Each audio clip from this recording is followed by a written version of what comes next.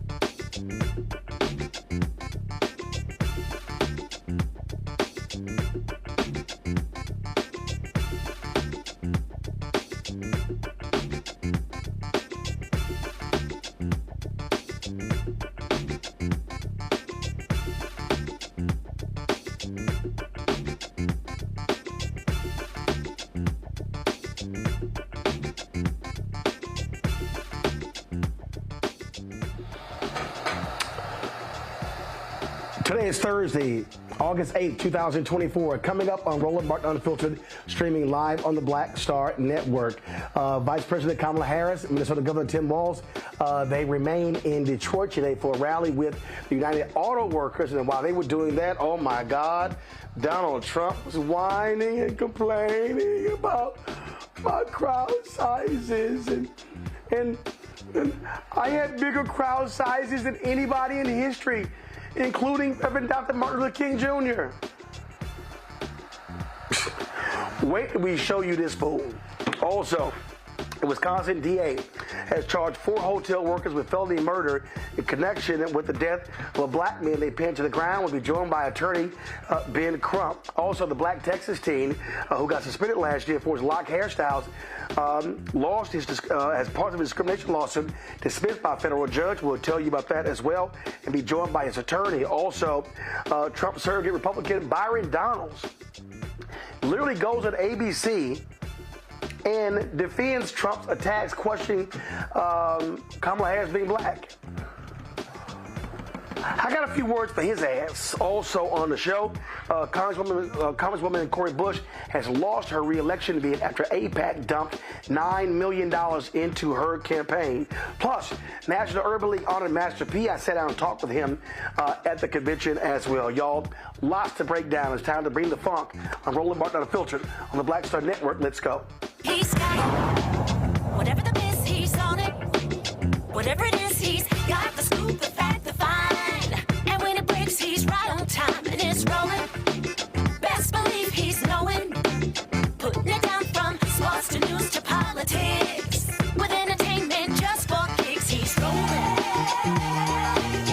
It's on go, y'all. It's Roland Martin, rolling with Roland now.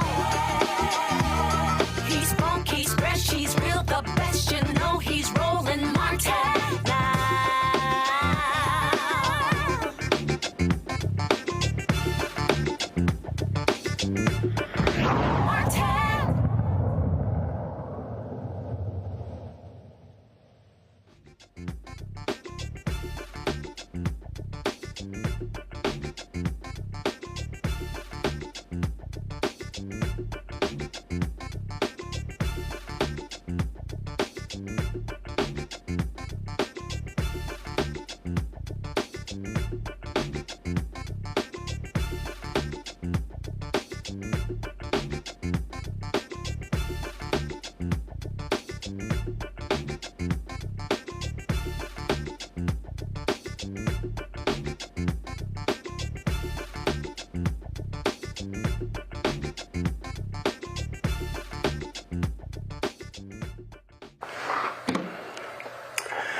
After yesterday's huge rally in Detroit, Vice President Kamala Harris and her running mate, Minnesota Governor Tim Walz, remain in Detroit today, holding a rally with United Auto Workers. Of course, the UAW, one of the many unions that have endorsed the Democratic ticket. They stopped by the UAW Workers Union Hall in Wayne County. And again, they spoke to about 100 workers there at Local 900 Hall, which represents Ford's Michigan Assembly Plant. Both of them talked about the value and the importance of unions. Think about this leader that's very simple. She stands on the side of the American people and the American worker. She's the one who took on the predators, the fraudsters, the transnational gangs, and she's the one that stands up against the billionaires in the corporate greed. She has a long record of delivering for union members and organized labor. Thank you. All right, everybody in this room knows, I keep saying this. This is a bit of preaching to the choir, but the choir needs to sing. We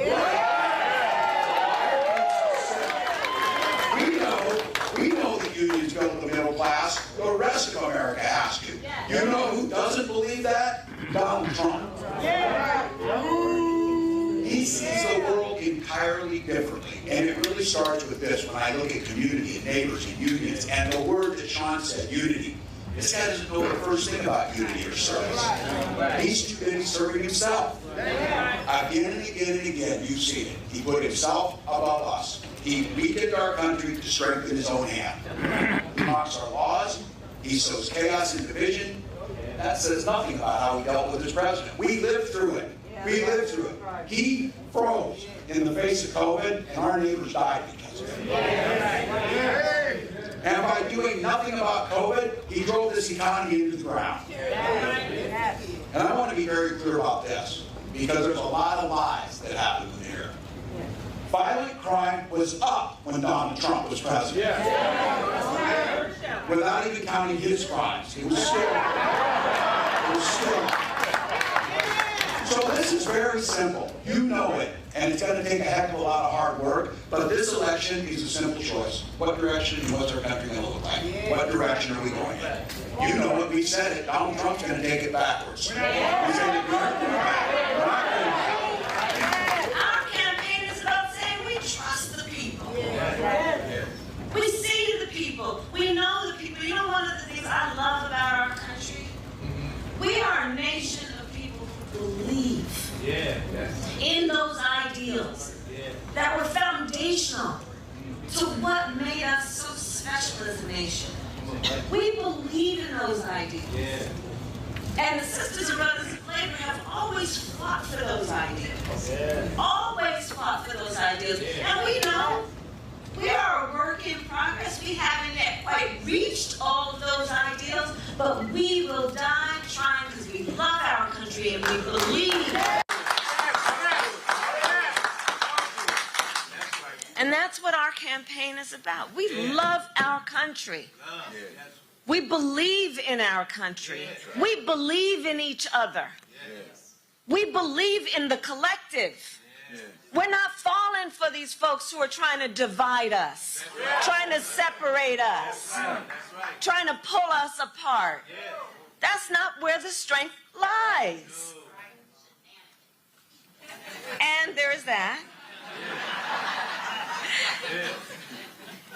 And so I say to all the members of UAW, and Shawn Fain as the first who I talked to about this, I am so deeply honored as a lifelong supporter of union labor for Tim and I to have the endorsement of UAW.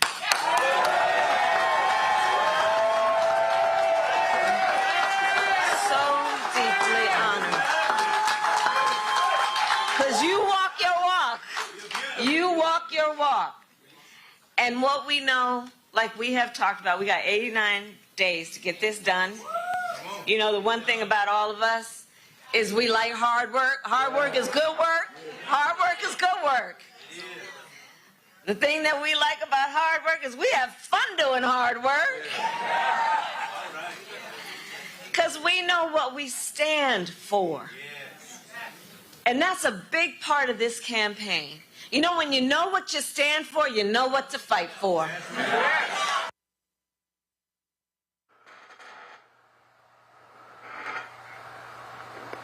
All right, folks.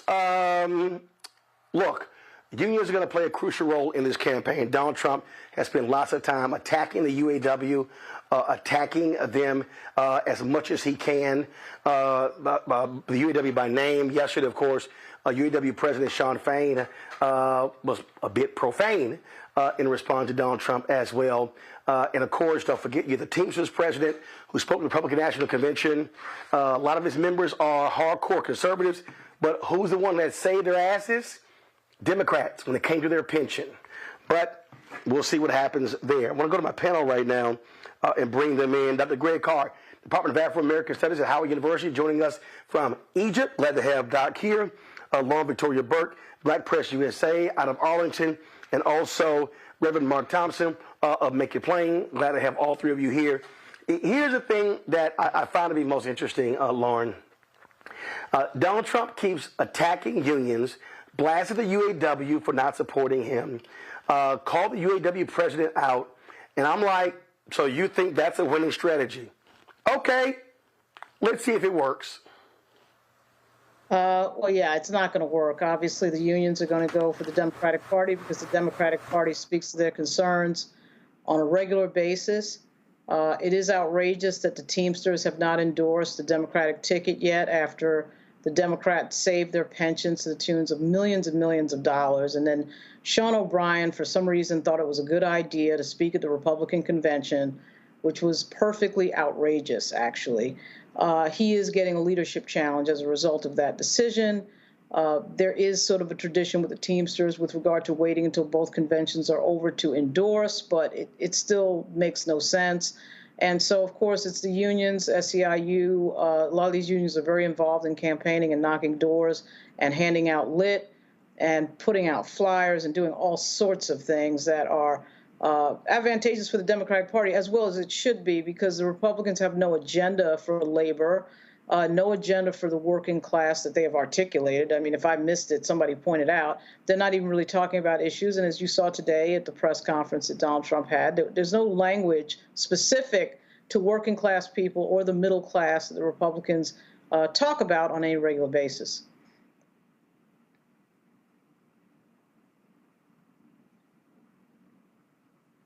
So the other day, Mark, I saw this conversation Katie Couric had, and she made some comments about how she's just surprised how Democrats are losing the working class. And I had actually sent her, posted a couple of tweets. I'm like, no, Katie, Democrats are not losing the working class.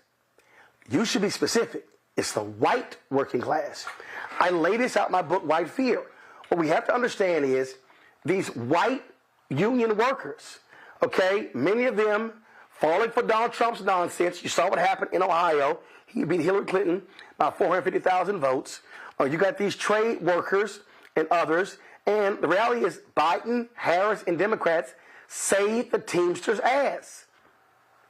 But the reason you had the Teamsters president there, because he knows, regardless of all of that, a lot of his workers, they're going to vote Republican. This is a perfect example of white union workers voting against their own interest. And first of all, thanks for having me. Good to see you, Greg. All right. Also, this is the handiwork of Reagan. This began under Reagan, when you had many of the unions and Democratic coalition flip over. You know, some people still get off on some type of strength that they see from white men. White men do, as a matter of fact. So that's what we're up against. We're up against this thing of white men.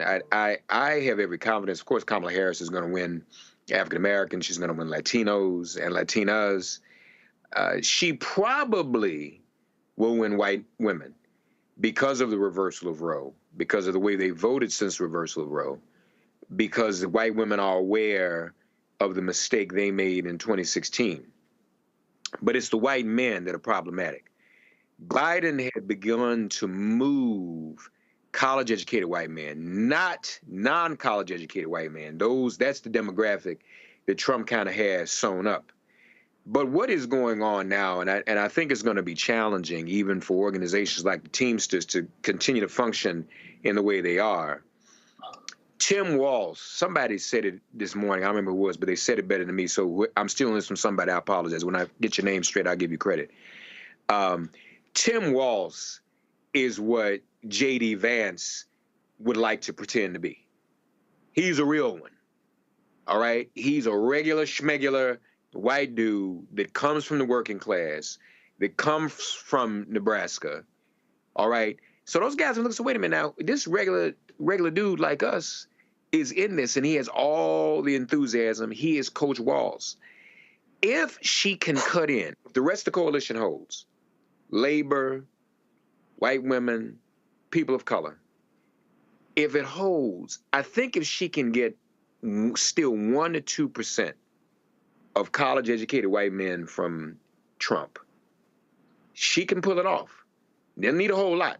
Trump's ceiling is 47%. But you're right. They voted against their own interests. I know what Bishop Barber has always tried to do is work against that and try to organize people and mobilize people to act more in their own best interests. But that's the challenge. Racism and white supremacy prevails. And as Dr. Wilson told us, until we acknowledge that, we will continue to have the same problems. Well, Greg, listen, in that nonsensical news conference, Donald Trump just talked about how we're way up when it comes to white men, and he was signaling to them. And the fact of the matter is, these white men are aggrieved. These white men are angry because they have been in control running America, and they don't like the fact that they now are going to have to share this. And so the real question for Harris Walz, are these white women going to do what they did, where they voted 53% for Trump in 2016? It was a little higher in 2020. Will the Dobbs decision cause these white women to realize you are going to be screwed? Keep voting like your husbands. Well, that is a fundamental question, isn't it, Roland? Your whiteness or your life? We know that whiteness, being an unstable, irrational concept, cannot be trusted upon to act rationally or to be predictable. So, and I agree wholeheartedly with Mark. This is really going to be a game of inches, just like most presidential elections are. And by the way, check your voter registration. Check your voter registration. Check your voter registration, because if it's going to be close enough to steal, we all know what will happen. Michigan, of course, and this is a great example again of what we face. These working class women and men. The UAW, a third of its million members are in Michigan. Picking Tim Walz goes a long way towards sending a signal to some of those folks. And if you can shave off enough of them, enough of those white working class folk who are more concerned about their pension and about Social Security and about stability for their family after having worked many years in factories and worked many years in jobs that have seen the protections that they have worked so hard to earn attacked, if they can be convinced to vote for their class interests, then you'll see something that will benefit the Harris ticket. Michigan has been very interesting this last couple of days. We saw, of course, with the uncommitted national movement meeting with the Harris Walz ticket, and then continue to protest nevertheless at the rally that followed. And of course, the thing that has gone viral, the vice president kind of giving them the look, and we've all known that look. The pushback for folk who have said, well, you don't want us to be critical on Palestine. You don't want us to be critical on what's going on in Israel. Well, the pushback is we've got to get in office in order to change foreign policy, and we are committed to doing that. Well, finally, we're going to see that same tool used to talk about white identity politics that can be used for progressive causes. White men for Trump and all, Trump, white men for Harris and all these things. They erode that notion that somehow your race must somehow inform your politics in a way that will move against your class interests. So I think that all in all, today's conversation that we saw there with the UAW is a positive thing, because it could erode some of that assumption that just because you're white working class, you don't have to vote for white nationalism. I do want to pick up on that particular point Greg just made there, Mark, because it's got lots of conversation when Vice President Harris, when she clapped back, if you will, on some of the protesters yesterday. I was watching it live, and the moment it happened, when I saw she was giving the speech and she was trying to make a point, I said, oh, they're protesters, the people who are screaming in the audience. And then you heard her respond in terms of, hey, y'all relax, democracy, things along those lines. And so we heard that. Then all of a sudden, we also then begin to see where she was like, okay, like all right. And then next thing you know, she gave that look that Greg referenced. And the moment she did, I said, every black person know that look. We all know that particular look because we've all seen that look before. And it's led to lots of conversation today. A lot of folks have been talking about it. And the reality is, and guys, if y'all have the clip, let me know. If not, I'll pull up on my end. The thing that we got to recognize is that, the thing we got to recognize here, Mark, is that this issue of Gaza Israel and Gaza is a very sensitive issue. Young voters, you've got Arab Americans who've lost family members, who've lost whole families. You've got others who are saying, yo, y'all chill, no protesting. Others are saying, but this is the only leverage that we have. And so this is not an easy position the Vice President Kamala Harris is in. So the question is, how does she thread that needle? A very good question. First of all, and you'll see it, but what I do want to say, and I'm sending this to your team now, Carol, I just texted you.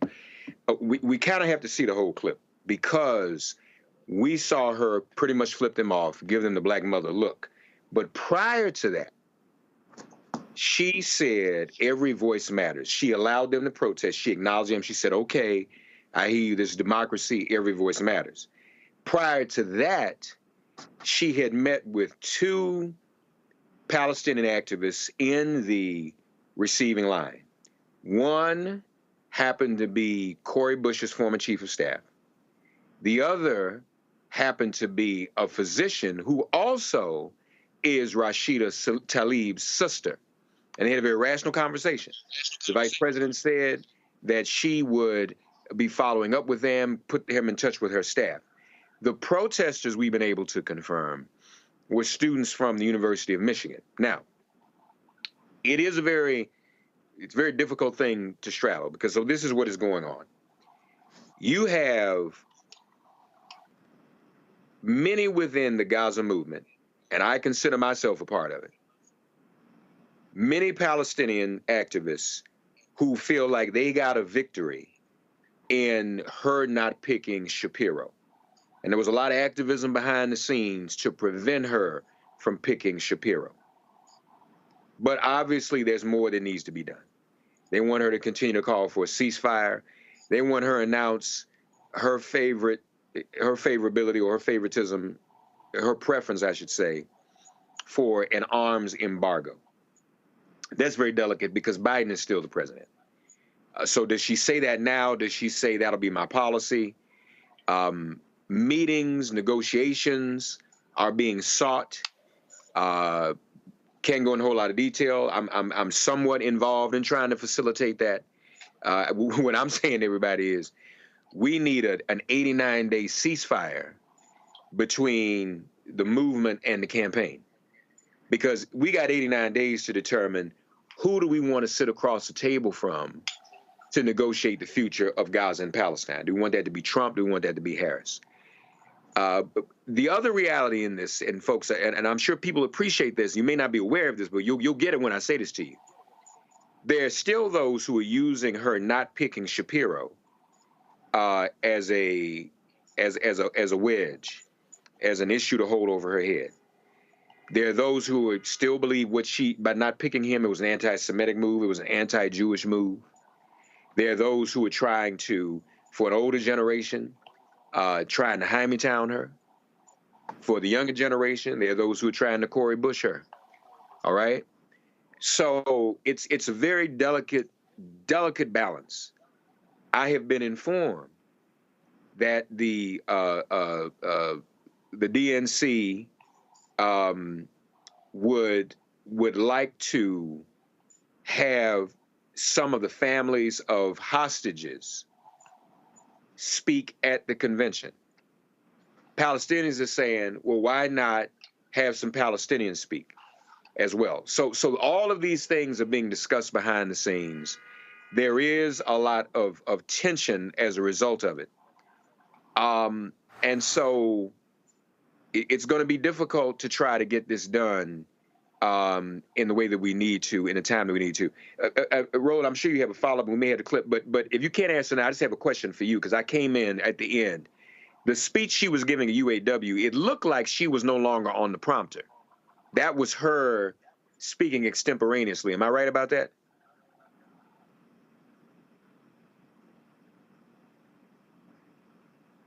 I don't know. I was doing some other work. I didn't actually see the rally, so I'm not sure. But okay. You were talking about the particular clip, and we were live, and so I want to switch to that just so people have the full context of exactly what happened. Here we go.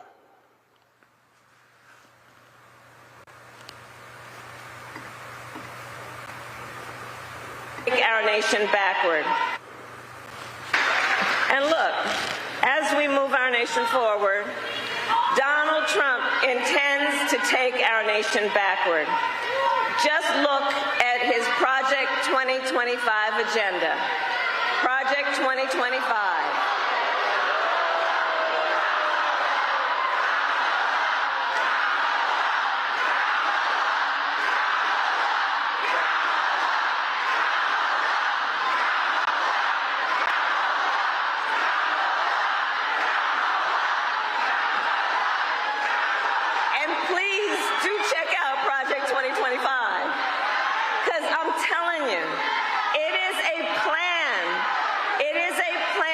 To weaken America's middle class. Project 2025, if he is elected.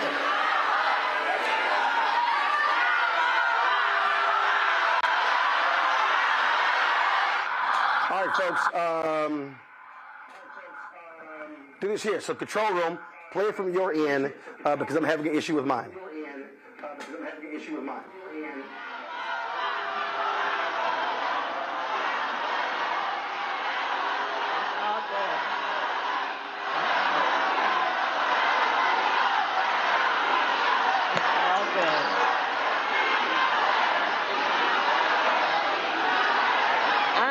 Because we believe in democracy. Everyone's voice matters, but I am speaking now. I am speaking now.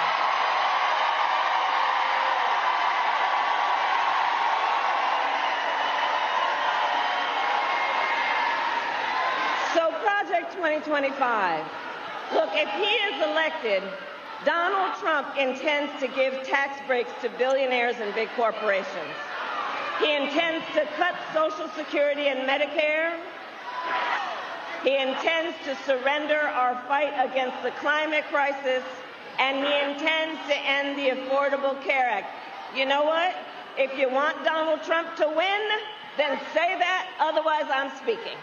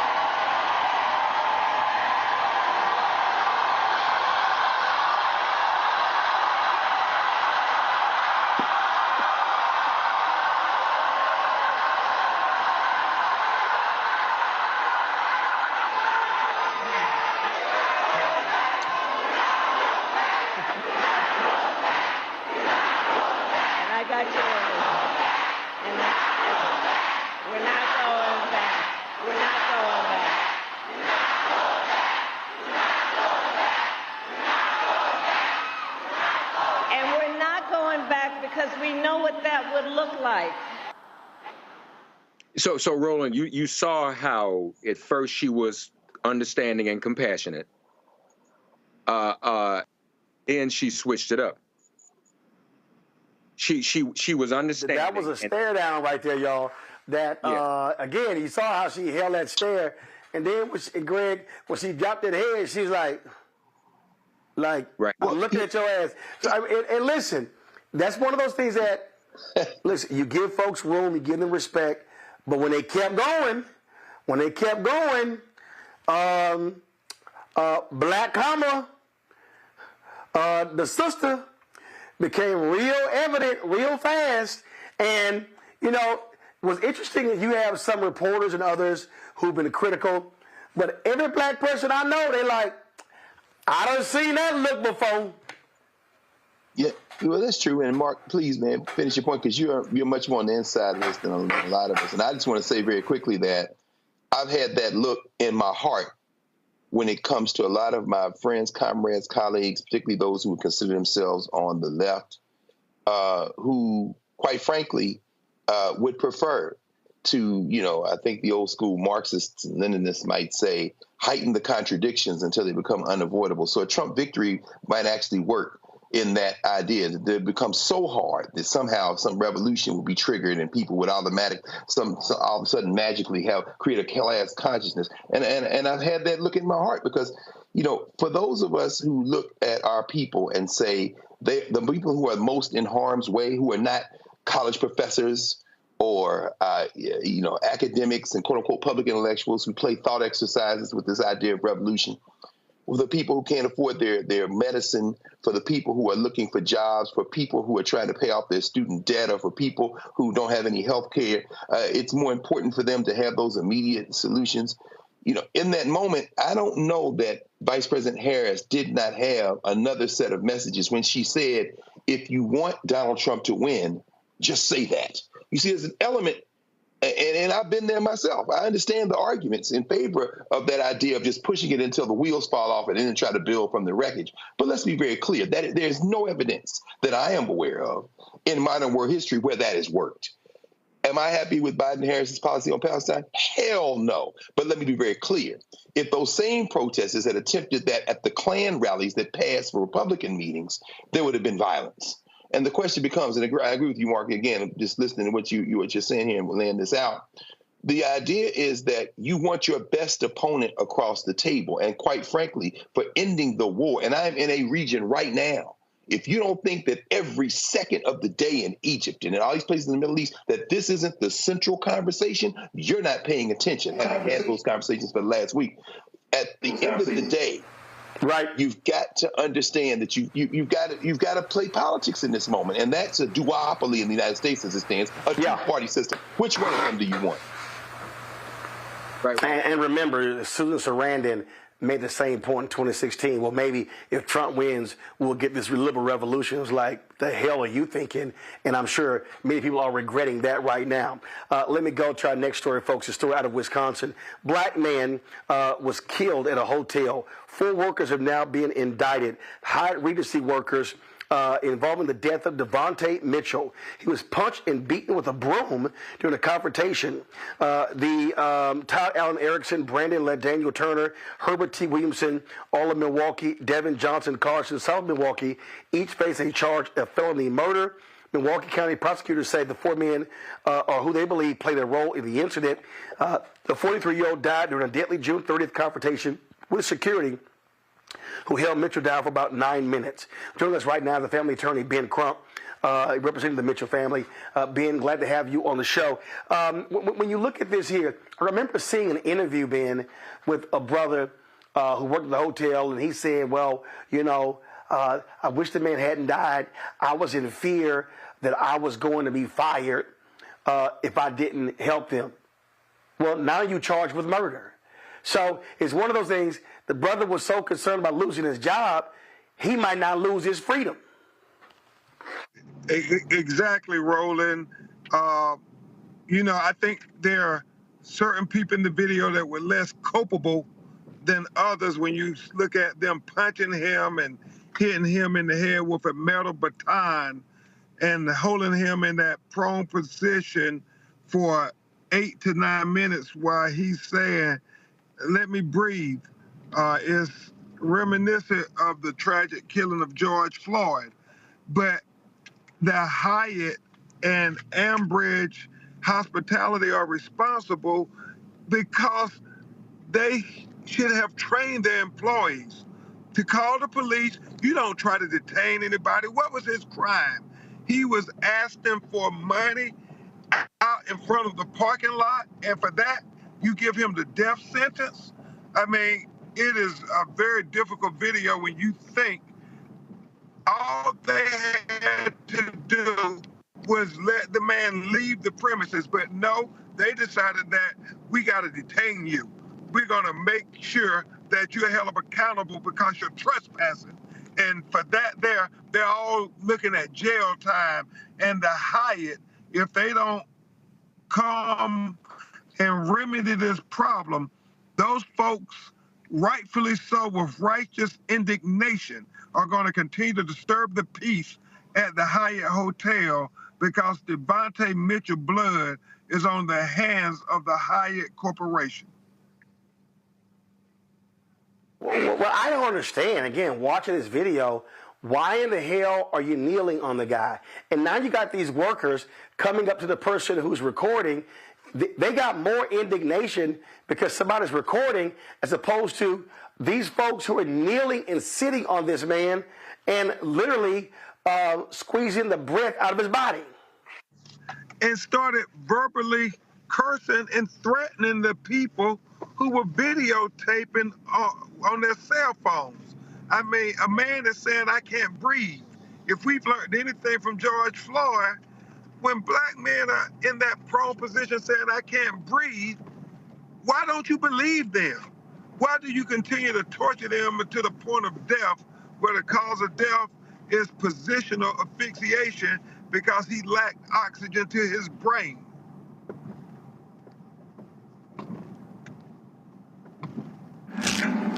It's beyond sad watching this video, and again, for the individuals who are involved, they now are facing murder charges. Again, they now have to deal with. Here are the names right here: Todd Allen Erickson, Brandon LaDaniel Turner, Herbert T. Williamson, Devin W. Johnson Carson. They now are going to have to hire lawyers. They now are facing felony murder charges, and this is all because of their actions. They are not they were not law enforcement. You see them dragging the man out of the hotel. Ben, I've been in a lot of hotels. I've seen lots of disturbances. I've never witnessed this, where a lot of times when somebody's disturbing the peace, they sit here and say, you know what? Keep yelling, keep acting a fool. We're going to call the cops and they come arrest you. That's how it's handled. And that's all they had to do, Roland Martin. And their police would have been trained, dealt with the situation. We know that the police oftentimes engage in excessive, unnecessary force. However, you're a private citizen. What thinks you have the right? I mean, you see how they're punching him, Roland? I mean, these guys are going way beyond the pale. I mean, you are a front desk attendant. You are a bailman. Why are you getting involved? You say, oh, well, my manager told me I had to grab him. You tell the manager, that ain't my job description.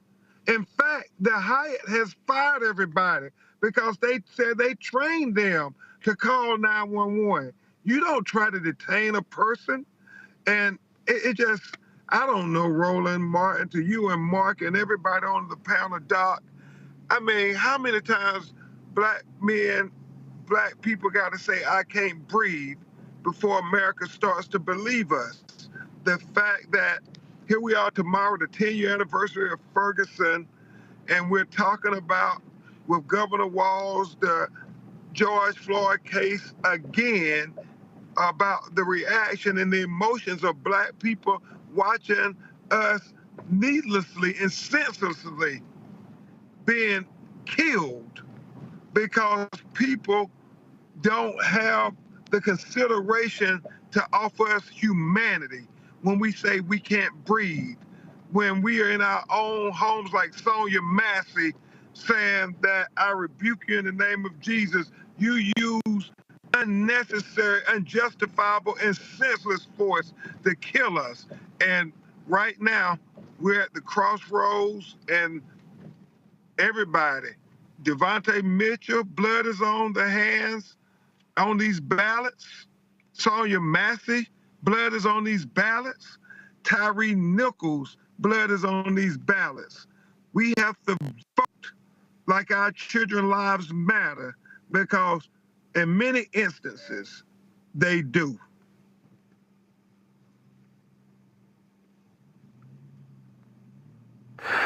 Ben, while we have you, Illinois Governor J.B. Pritzker is now calling for the resignation of the sheriff whose deputy fatally shot Sonia Massey in her home. Pritzker says that Republican Sheriff Jack Campbell should step down because the sheriff has failed. Of course, this follows former Deputy Sean Grayson, who's now facing 3 counts of first-degree murder, aggravated battery with a firearm, and official misconduct for the July 16th shooting. The sheriff called the resignation request, quote, a political maneuvering during a tragic event. Your thoughts? Well, it's hard to argue against Governor Pritzker when you think about this guy had 6 jobs and with different law enforcement agencies in 4 years.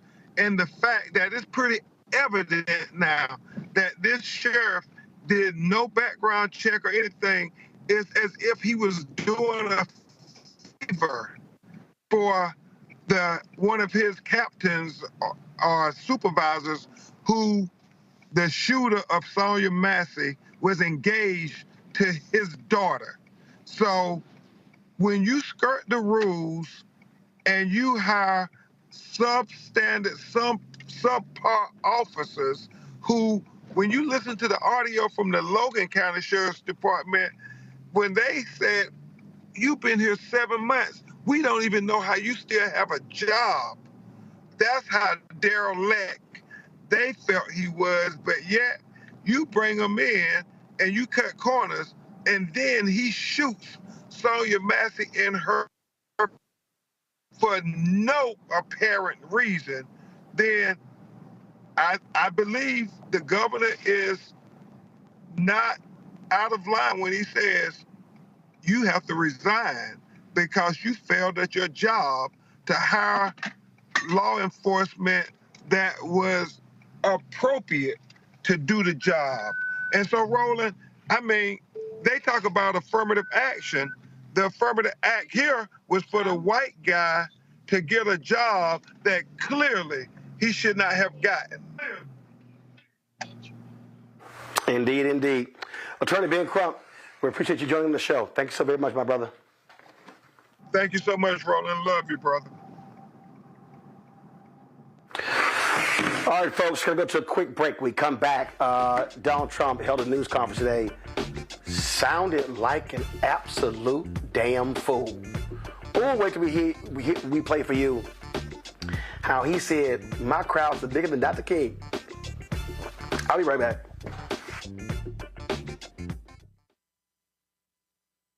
When you talk about blackness and what happens in black culture, we're about covering these things that matter to us, speaking to our issues and concerns. This is a genuine people-powered movement. There's a lot of stuff that we're not getting. You get it, and you spread the word. We wish to plead our own cause. Too long have others spoken for us. We cannot tell our own story if we can't pay for it. This is about covering us. Invest in black-owned media. Your dollars matter. We don't have to keep asking them to cover our stuff. So please support us in what we do, folks. We want to hit 2,000 people, $50 this month, raise $100,000. We're behind 100,000, so we want to hit that. Y'all money makes this possible. Checks and money orders go to P.O. Box 57196, Washington, D.C. 20037-0196. The Cash App is $RM Unfiltered. PayPal is R Martin Unfiltered. Venmo is RM Unfiltered. Zelle is Roland at RolandSMartin.com. What's up, everybody? It's your girl, Latasha from the A. And you're watching Roland Martin Unfiltered.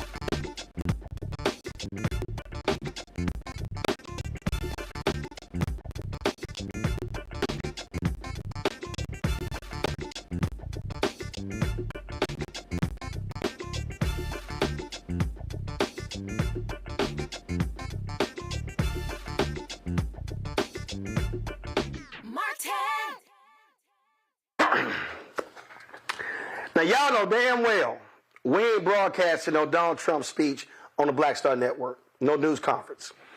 So I called this, y'all. I said yesterday, oh, that orange fool is going to be mad with all this attention that Vice President Kamala Harris is getting, and he is going to do something to try to get back in the news. So what did he do? He called a news conference today at Mar-a-Lago, and all the media people sat there and let his punk ass stand in front of cameras and lie. He called her dumb. She couldn't pass the bar. All he did was trash her left and right. But what really got me, and this is really what ticked him off, he didn't like the fact that she had 15,000 people in Detroit, 11,000 in Wisconsin. So all he did was complain in the news conference about, y'all don't talk about my crowd sizes. Listen to this dumbass. I had 107,000 people in New Jersey. You didn't report it. I'm so glad you asked. What did she have yesterday? 2,000 people? If I ever had 2,000 people, you'd say my campaign is finished. It's so dishonest, the press. And here's a great example. I had in Michigan recently 25,000 people, and 25,000 people we just couldn't get them in. We had in Harrisburg 25,000 people, and 20,000 people couldn't get in. We had so many. Nobody ever mentions that. When she gets 1,500 people, and I saw it yesterday on ABC, where they said, oh, the crowd was so big. I have 10 times, 20 times, 30 times the crowd size, and no, they never say the crowd was big. That's why I'm always saying turn around the cameras. I'm so glad you asked that. I think it's so terrible when you say, well, she has 1,500 people, 1,000 people, and they talk about, oh, the enthusiasm. Let me tell you, we have the enthusiasm, but on crowd size, in history, for any country, nobody's had crowds like I have, and you know that. And when she gets 1,000 people and everybody starts jumping, you know that if I had 1,000 people would say, that's the end of his campaign. I have hundreds of thousands of people. In South Carolina, I had 88,000 people. In Alabama, I had 68,000 people. Nobody says about crowd size with me. But she has 1,000 people or 1,500 people, and they say, oh, the enthusiasm's back. No. The enthusiasm is with me and the Republican Party. The people that, if you look at January 6th, which a lot of people aren't talking about very much, I think those people were treated very harshly. When you compare them to other things that took place in this country where a lot of people were killed, nobody was killed on January 6th. But I think that the people of January 6th were treated very unfairly. And they were there to complain, not through me, they were there to complain about an election. And, you know, it's very interesting. The biggest crowd I've ever spoken to, and I said peacefully and patriotically, which nobody wants to say, but I said peacefully and patriotically. The biggest crowd I've ever spoken to, and you've seen, Maggie, I was at the mall I was at the Washington Monument. I was at the whole thing. I had crowds. I don't know who's ever had a bigger crowd than I have, but I had it many times. The biggest crowd I've ever spoken before was that day. And I'll tell you, it's very hard to find a picture of that crowd. You see the picture of a small number of people relatively going to the Capitol, but you never see the picture of the crowd. The biggest crowd I've ever spoken, I've spoken to the biggest crowds. Nobody's spoken to crowds bigger than me. If you look at Martin Luther King, when he did his speech, his great speech, and you look at ours, same real estate, same everything, same number of people, if not, we had more. And they said he had 1 million people, but I had 25,000 people. But when you look at the exact same picture, and everything's the same because it was the fountains, the whole thing, all the way back to from Lincoln to Washington, and you look at it, and you look at the picture of his crowd, my crowd, we actually had more people. They said I had 25,000, and he had 1 million people, and I'm okay with it because I liked Dr. Martin Luther King.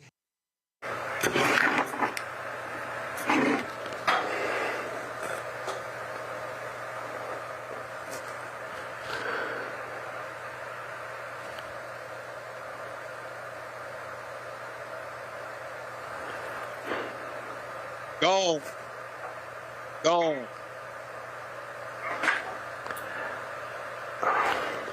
Don't you know what? Don't you know what to say? Then you can't say. First of all, that's clinical. If y'all want to know how dumb this man is, it was 250,000 at the March on Washington for Jobs and Freedom. Ain't nobody ever said it was 1 million. That's the crowd. Now, everybody and their mama know that was not his January 6th crowd. If y'all could find a photo, let me know. In fact, Bernice King had to weigh in. She went absolutely not true. I really wish that people would stop using my father to support fallacy. What you're dealing with here, Mark, is an absolute narcissistic, lying, idiotic, attention whore who is so mad that she's getting the attention that you literally come out and whine over it. That was only 2 clips. He kept going, cause y'all, I got big crowds. Ain't nobody got big crowds than me. Now, when you say something that dumb, I immediately thought about this. Come on, go full screen. This crowd right here, your ass ain't never had that crowd.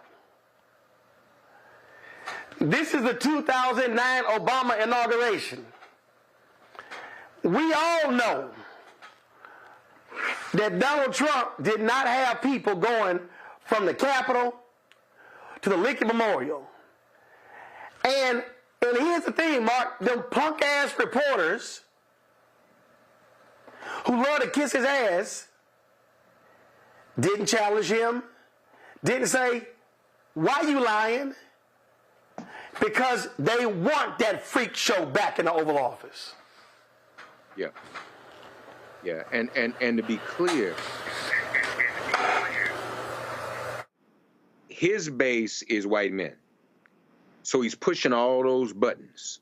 Martin Luther King, Kamala's dumb, she's not really black. All of that is to inflame and stoke a reaction from them. Let's be clear. That's his base. That's what he's counting on. They have to come out for him to win. If 1 or 2% of them stays home, cooked. All right? And they like that. They like that. You go into the lowest common denominator. That's why he's messed up by Walz. Walz is, as I said, a regular old white dude. Just regular. Right? Don't even have no money. All right? So that is like short-circuiting white men. Wait a minute, you saying this stuff, but then this dude is over here saying something else, and he's just like us. Matter of fact, he's more like us than you, because you a fake billionaire. Greg, I said earlier, you heard me invoke Dr. Welson's name, and I was invoking in another context. But I mean, Donald Trump is clinical. And I'm gonna be honest with y'all. I'm glad Kamala's in it. I'm glad Kamala's in it. I'm thankful for the sister. She's gonna be all right. But you know, I think all of us, we're a little uncomfortable. Nobody wants to get taken out like the way Joe Biden was. Lauren, we wouldn't want people to do that to us. And so think about this. No. Took Joe all the way out. Just dogged him. You got to go. Nancy and Obama, yeah, I said Obama, they were involved in it. Take him out. Just because the man, he's elderly, he's slowing down, the stutter's getting a little worse in old age. Look at this dude. The editorial said Biden needs to drop out. Why isn't somebody saying that this man, who is so unhinged and just making up stuff, he clearly is either dealing with senility or another disease that he's been accused of having that y'all can Google. I'm not going to say it out loud because I don't want Roland to get mad at me. It's in the tertiary stage, but he got something going on in his head. Unwell, seriously unwell. Or is it? But here's the deal, Lauren. The only reason the New York Times said Trump should not run is because they got their asses kicked in a Biden editorial. The reality is, this man is nuts. He's deranged. He's off his rocker. And they sit here and ask him questions. In fact, think about it. That news conference today, they were more calm, more serene than any White House news conference with Karine Jean-Pierre. They want this nutcase and all of this daily crazy because he makes the White House exciting. They were complaining, damn, Biden, he's so boring. That's the real deal here. Yeah, and Aaron, the Aaron Blake story post today was another example of how completely crazy this is. Aaron Blake was writing about, and Jake Tapper mentioned it inexplicably as well, Tim Walz's reference to the couch and J.D. Vance and how off color that was. Well, isn't that interesting, right? We've been sitting here listening to Donald Trump lie to the entire nation now for 8 years. And it started with the birthplace of the first black president of the United States, all of which was a complete lie. And then the media covers Donald Trump today live. I think everyone covered him live, I think except CNN. I can't remember, but everyone covers this thing live, knowing full well that he's going to lie because he always lies. And Donald Trump is very good at knowing and understanding that he is going to be platformed, he's going to be shown live without much challenge. So he just lies because what he's doing is he's using these media platforms to have these lies be broadcast to millions and millions of people. And as long as they allow him to do that without protecting the truth, which should be the first job of journalism, he's going to do it. So of course he calls a press conference and says a bunch of nonsense, which is what he's been doing now for almost 10 years. And everybody in the media stands there and acts as if this is just the normal standard order of business because they're making off of it. As long as he makes money, they'll continue to do it. But I do think that the vice president is getting very close to challenging that mantle, which is why Donald Trump has been ignored for about 18 days. In fact, probably for the first time in about 7 years, certainly since 2016. So, we haven't had a break from Donald Trump in the media now for a really long time, except for right after July 21, when on the day that Joe Biden dropped out, obviously all the attention swung to the vice president. And the vice president's staff and now Tim Walz have been out really supplying everybody with a lot of content that's very exciting. And as you can see, Donald Trump is melting down because he can see crowds, he can see the numbers. I mean, what absolutely kills them is that money piece. And the money piece is now getting into the $300 and $400 million range. And that's what they're here for. They're here for the grift. They're here for the money. And they see the vice president getting that, and it is killing them in the background. And I don't see what stops that train. I mean, the only break that she's had is the protesters at her last rally, you know, and even that really didn't slow it down. But what's strange about the protesters at her last rally is that I'm sure they must realize that former President Trump will do whatever Benjamin Netanyahu wants and send him billions of dollars. So I'm not understanding what their calculus is politically, but I do get the idea of protesting in the here and now because your leverage is before the election. So I understand that piece, but it is interesting when you think about the general politics. You mentioned Jake Tapper and them complaining about Democrats joking about the couch. So before we came on the air, Danielle Moody dropped this video. I wasn't even aware of these comments by Jake Tapper, and I saw this and I said, she got a point. Let me go ahead and play it. Watch this.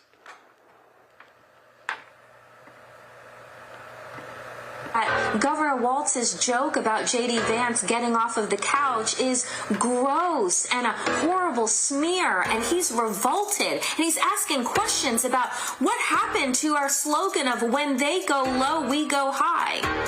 I wish that you showed that same fucking energy at Republicans and their racism, their misogyny, their anti-immigrant sentiments. I wish that you showed some type of outrage at the transphobia and the homophobia, but when it comes to that, oh, it's racially tinged, or you can't tell people what's in their heart, or you don't really know what the Republicans mean. So let's platform them on CNN and give them an opportunity to spread their white nationalism and their fucking lies. But this is what you want to show your gross disgust with, is a couch joke? Jake Tapper, I'm disgusted by you. Miss me with the bullshit. Okay? Thanks. Makes a good point to me, Greg. Oh, absolutely. And you know, it's funny, in this short attention span world we live in, you know, this is a war of images. It's a pantomime, and we know that. Donald Trump, as you said, Lauren, this has been the longest season out of controlling a news cycle and being the center of spectacle in a very long time. And as far as commercial entertainment, quote unquote, news media is concerned, of course they want a competitive race and they would like to see Donald Trump win. Well, that got short-circuited when Joe Biden crossed over the Democratic Party, who put all the knives in his back by endorsing Kamala Harris in the same breath as leaving the campaign. And then black women, then black men, and then all these other groups following in the wake of these sisters and brothers have taken the attention away from mass commercial media's ability to shape opinion and put the profit in their pockets. And so, I mean, we saw, and of course, we just saw, since we've been in conversation this evening, ABC announced that there'll be a debate on the 10th of September between Trump and Harris. Donald Trump is apoplectic. They're propping him up. They're doing what they always do. But in this case, the Democratic Party, for the first time in a very long time, actually is winning the image fight, is winning the politics of theater that steps in instead of the substantive politics in American democracy. And so I'll just say this as it relates to these issues. It doesn't do any good. Should be no arguments trying to fact check Donald Trump. Last I checked, the University of Michigan football stadium holds about 110,000 people. So for that fool to say he had 107,000 somewhere, it just defies logic, and everybody knows that. But that isn't the point. To what you raised, Mark, that isn't the point. It isn't about truth. It's about image war. It's about saying crazy stuff. It's about being the center of attention. And you picked a junior varsity person to be your vice president. You're now in an unhinged rant, trying to regain the attention. But now, because of what the Democrats have done so far, right, you have found yourself on the wrong side of being clowned. And Donald Trump is in a clown car at this point, and I don't know how he escapes at this point. Before I play this video here, which I find to be quite hilarious. Donald Trump in the same news conference. Oh my God, the economy is falling. we're barreling towards depression. Not one reporter in the audience said it was a lie. But here's Neil Cavuto on Fox News saying, really? You might have heard the former president referring to what's going on right now as a hurdle toward a depression. Well, if that's the case, the market's had a funny way of showing it, at least today, with the S&P 500 putting in its best single-day performance we've seen in a couple of years, the Dow tracking its biggest gain of the year. But again, these are volatile market conditions. Yeah, the Elon Musk. So, yeah, sure. So Elon called me. As you know, he endorsed me full throat. Mark, go ahead. Oh, I was just, I don't know if you all check it. I just checked it all through.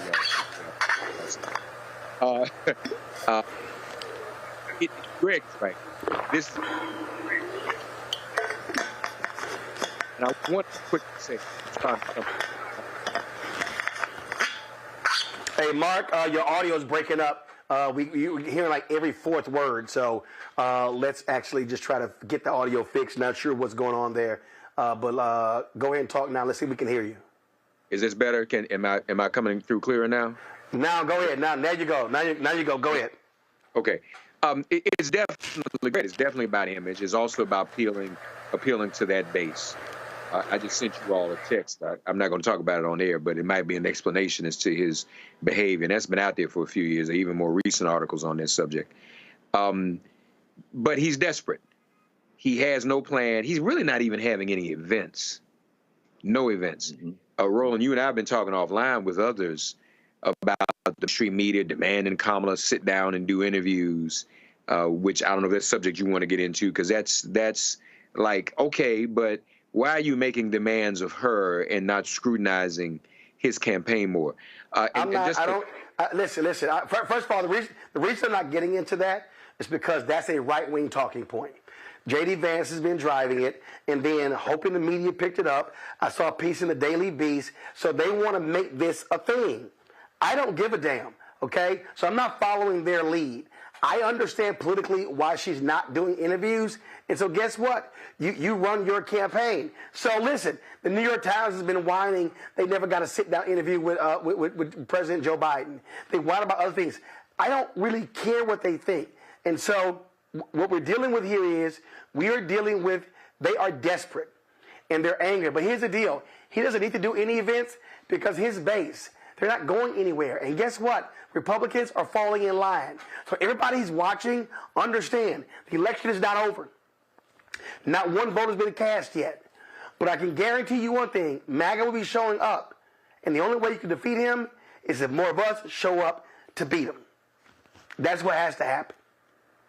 I got to go to a break real quick. We come back, we're going to talk about the case out of Texas where a young man been fighting hair discrimination in Texas. You're watching Roland Martin Unfiltered on the Black Star Network. Folks, do me a favor. Support the work that we do. I told y'all we're going to Chicago. It's going to cost us about $25,000. We're bringing a staff of 7. We're going to be there for 5 days, giving you the kind of coverage nobody else in black-owned media is giving you. So, your support is critical, so please join our Bring the Funk fan club. Everybody who gives during the show, I'm giving you a personal shout-out. So your check and money order, P.O. Box 57196, Washington, D.C., 20037-0196. Cash App, $RM Unfiltered. PayPal, R Martin Unfiltered. Venmo, RM Unfiltered. Zelle, Roland at RolandSMartin.com. Roland at RolandMartinUnfiltered.com. We'll be right back.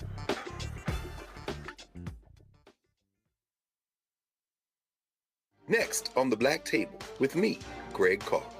Democracy in the United States is under siege.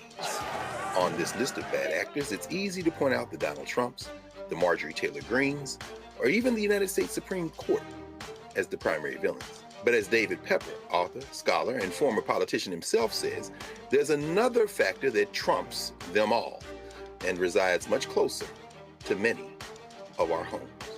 His book is Laboratories of Autocracy, a wake-up call from behind the lines. So these state houses get hijacked by the far right, then they gerrymander, they suppress the opposition, and that allows them to legislate in a way that doesn't reflect the people of that state. David Pepper joins us on the next Black Table, here on the Black Star Network. Hey, what's up, y'all? I'm Devon Frank. I'm Dr. Robin B., pharmacist and fitness coach, and you're watching Roland Martin Unfiltered.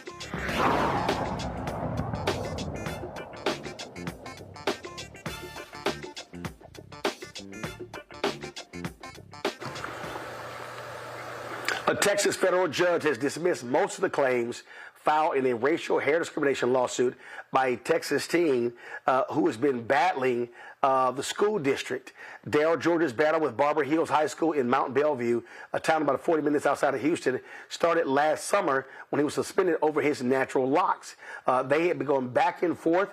The school district claims that their policy does not violate the Crown Act in Texas, and his attorneys and his family disagree. This has been an ongoing battle now for a year. Allie Booker, his attorney, joins us now from Houston. So, Allie, what did this federal judge say? Because there's a law.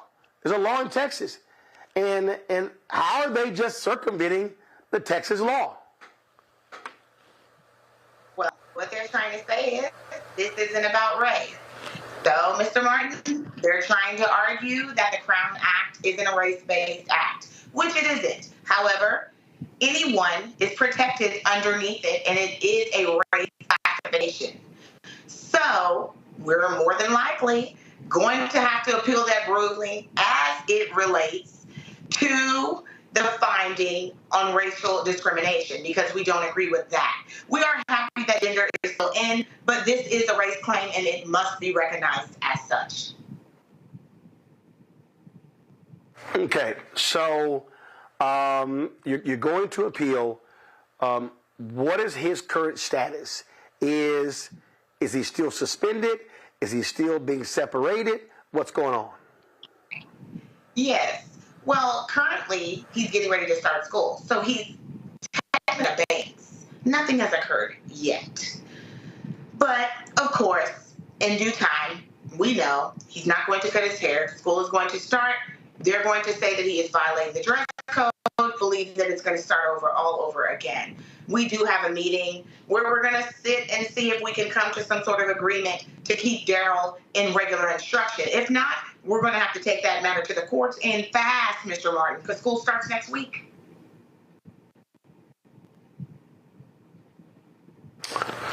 So school starts next week, and obviously they're not relenting.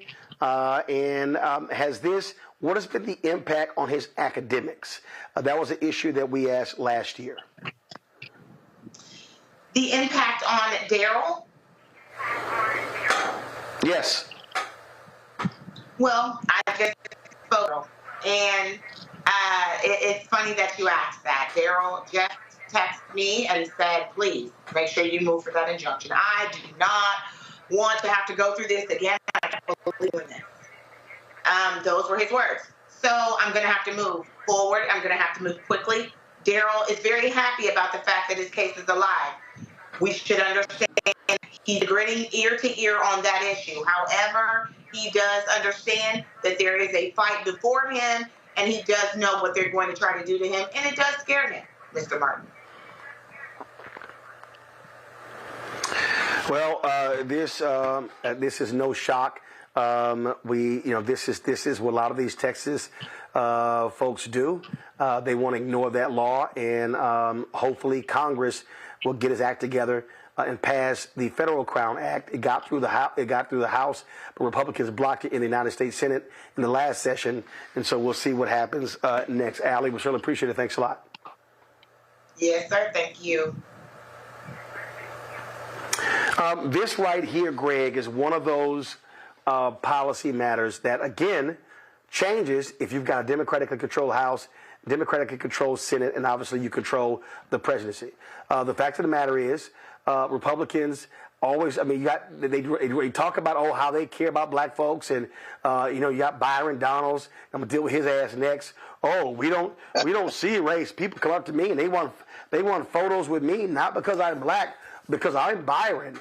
Well, you ain't saying shit about this. No, and he's not going to.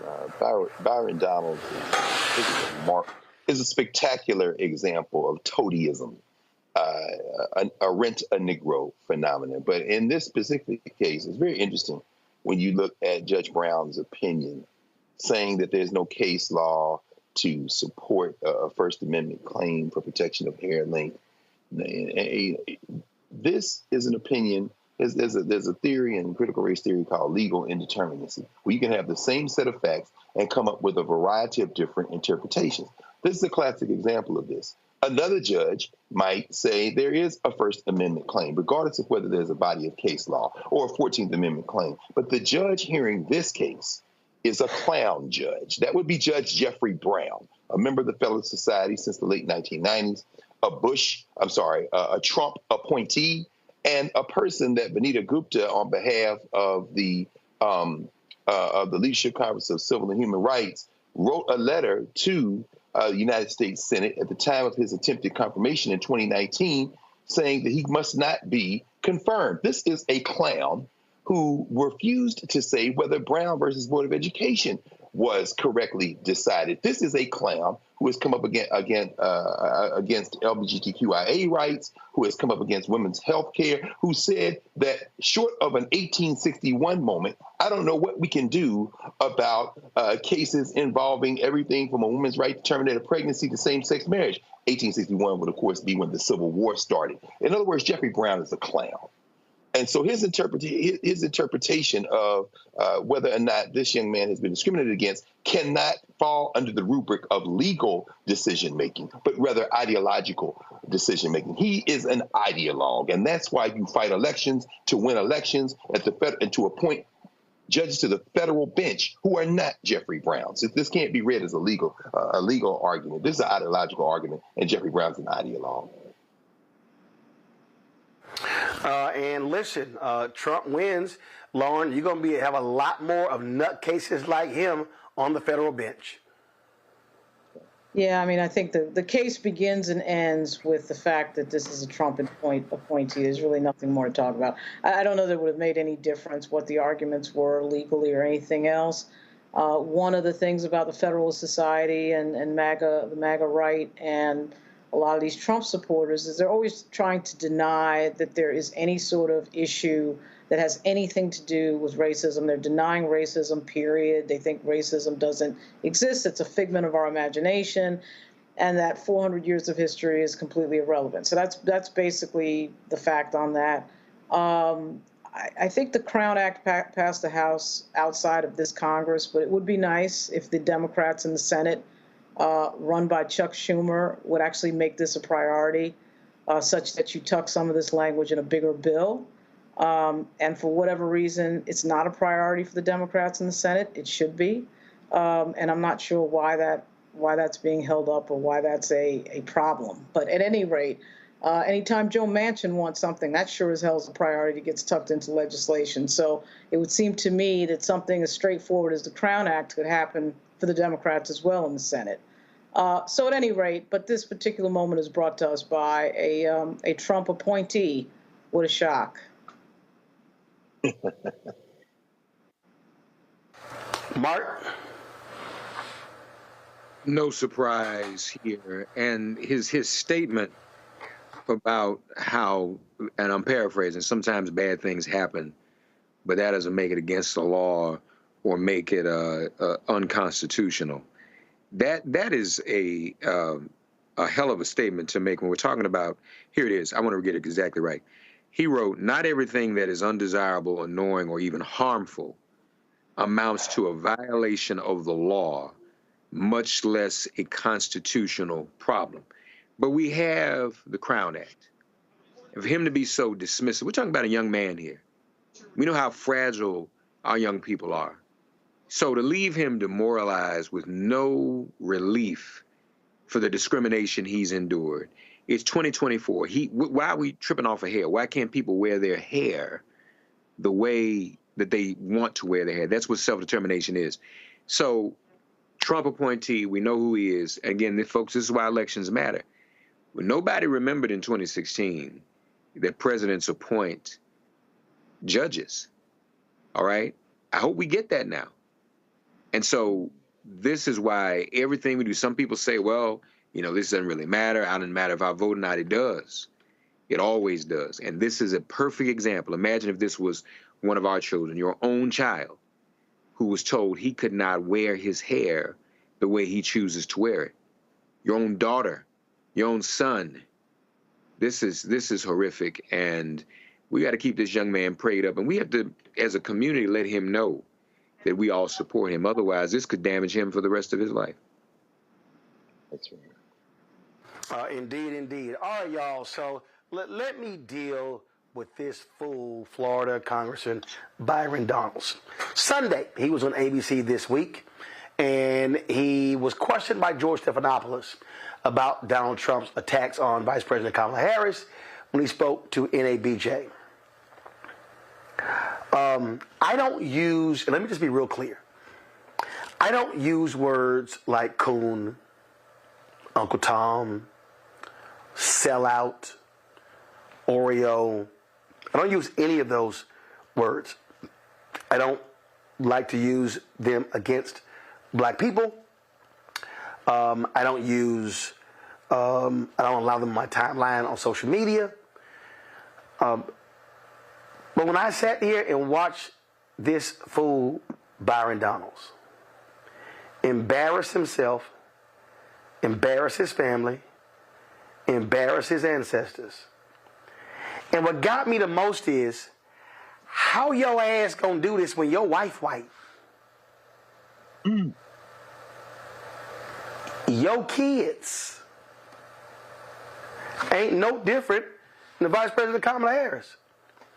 Her mama's Indian, her daddy's Jamaican, last I checked, he black.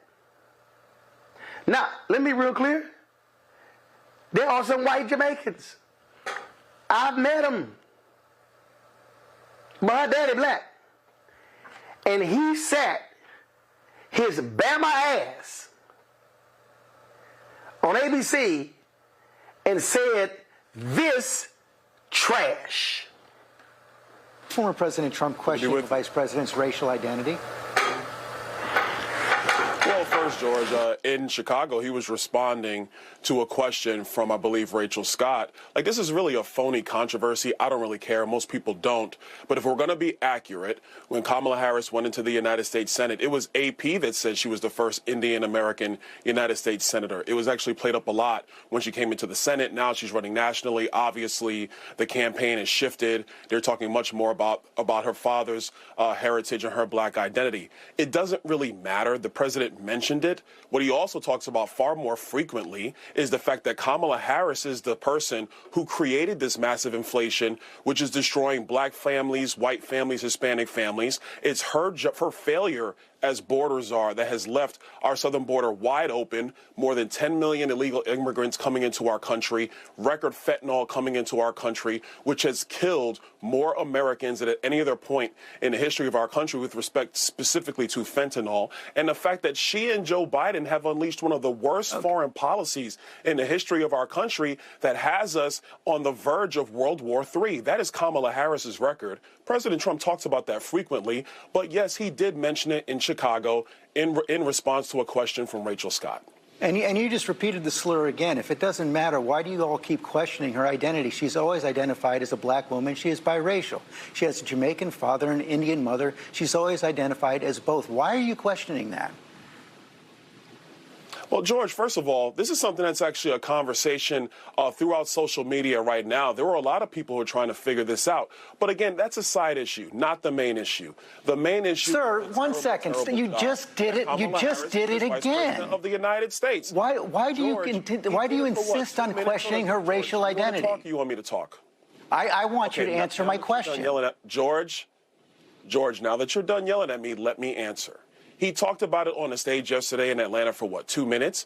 He spent more than 35, 40 minutes going after her record, talking about how radical of a senator that she was. She was the most liberal senator in the United States, in the United States Senate. That is a fact. He talked about the job that she did as vice president of the United States, a job, I will add, which has been a failure for the American people. I know you guys like to glom on to this that he talks about in jest or in a serious manner for about a minute or so, but what you do not cover is the litany of failures of Kamala Harris. That's what you're not covering, George. So questioning somebody's racial identity for a couple minutes is okay?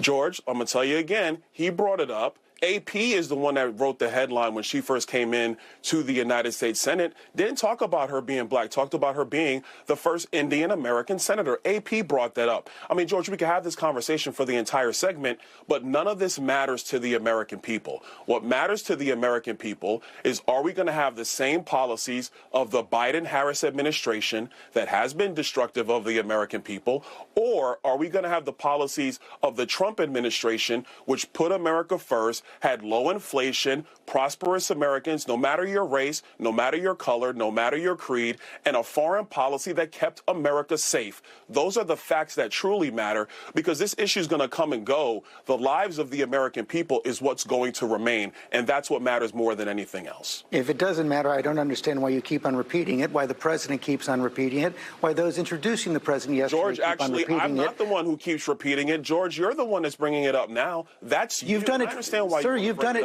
You've done it 3 times. Every single answer George, you gave me. Now let me finish, sir. George, every single answer you gave, you repeated the slur. Asked me, George. That's why I'm pushing back on you now.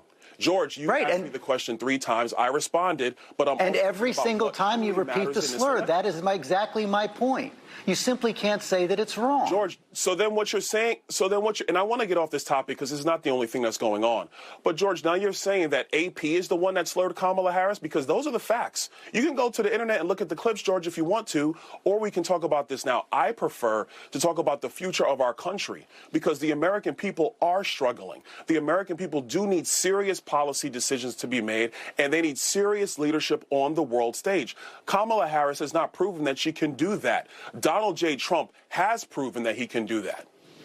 AP did not say that Kamala Harris is not black. She is biracial. She is Indian. She is black. You continue to repeat the fact that you continue to repeat the slur. I don't understand why you and the president do it, but it's clear you're not going to say that it's wrong, and you've now established that for our audience. Trump also said at the convention that he would pardon January 6 rioters. Everybody look for themselves. Let's move on. I've already said that. Go ahead. On the internet, everybody. Let's move on. There we go. So, you go on and repeat the slurs again. Now, see, I didn't want to have to play all of that. But I wanted y'all to see for yourself what happens when you have these asshole MAGA black Republicans. I know black Republicans. I've known black Republicans for decades. And I know real black Republicans who are embarrassed by stepping fetchits like Byron Donalds. They are embarrassed by the minstrel show. They are embarrassed when people like him defend everything Trump does. If the late Chris Metzler was here, he would be blasting a Byron Donalds.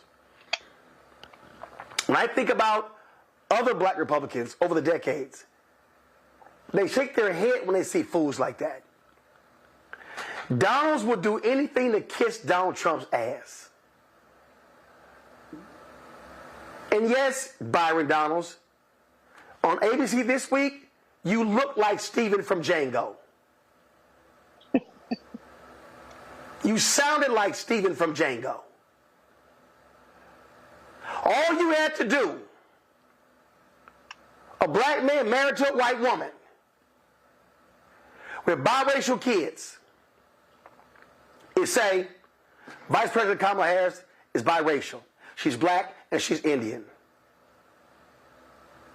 All he had to say was, Trump shouldn't have went there. But see, when you got no guts, when you got no morals, no values, no principles, no ethics, when you got no black consciousness, then you'll sit there and say that crap, because maybe Byron Donalds, what you need is what we saw when y'all were trying to pick a Speaker of the House. Maybe you need them to pat you on the back of your head and say, good job, boy. That's the kind of stuff that I find to be despicable. You don't even have the decency to check that racist white man, because you would do and say anything to be in his good grace. And that, to me, is even more embarrassing. So when you walk your ass around Congressional Black Caucus Foundation, let's see if you have that same energy.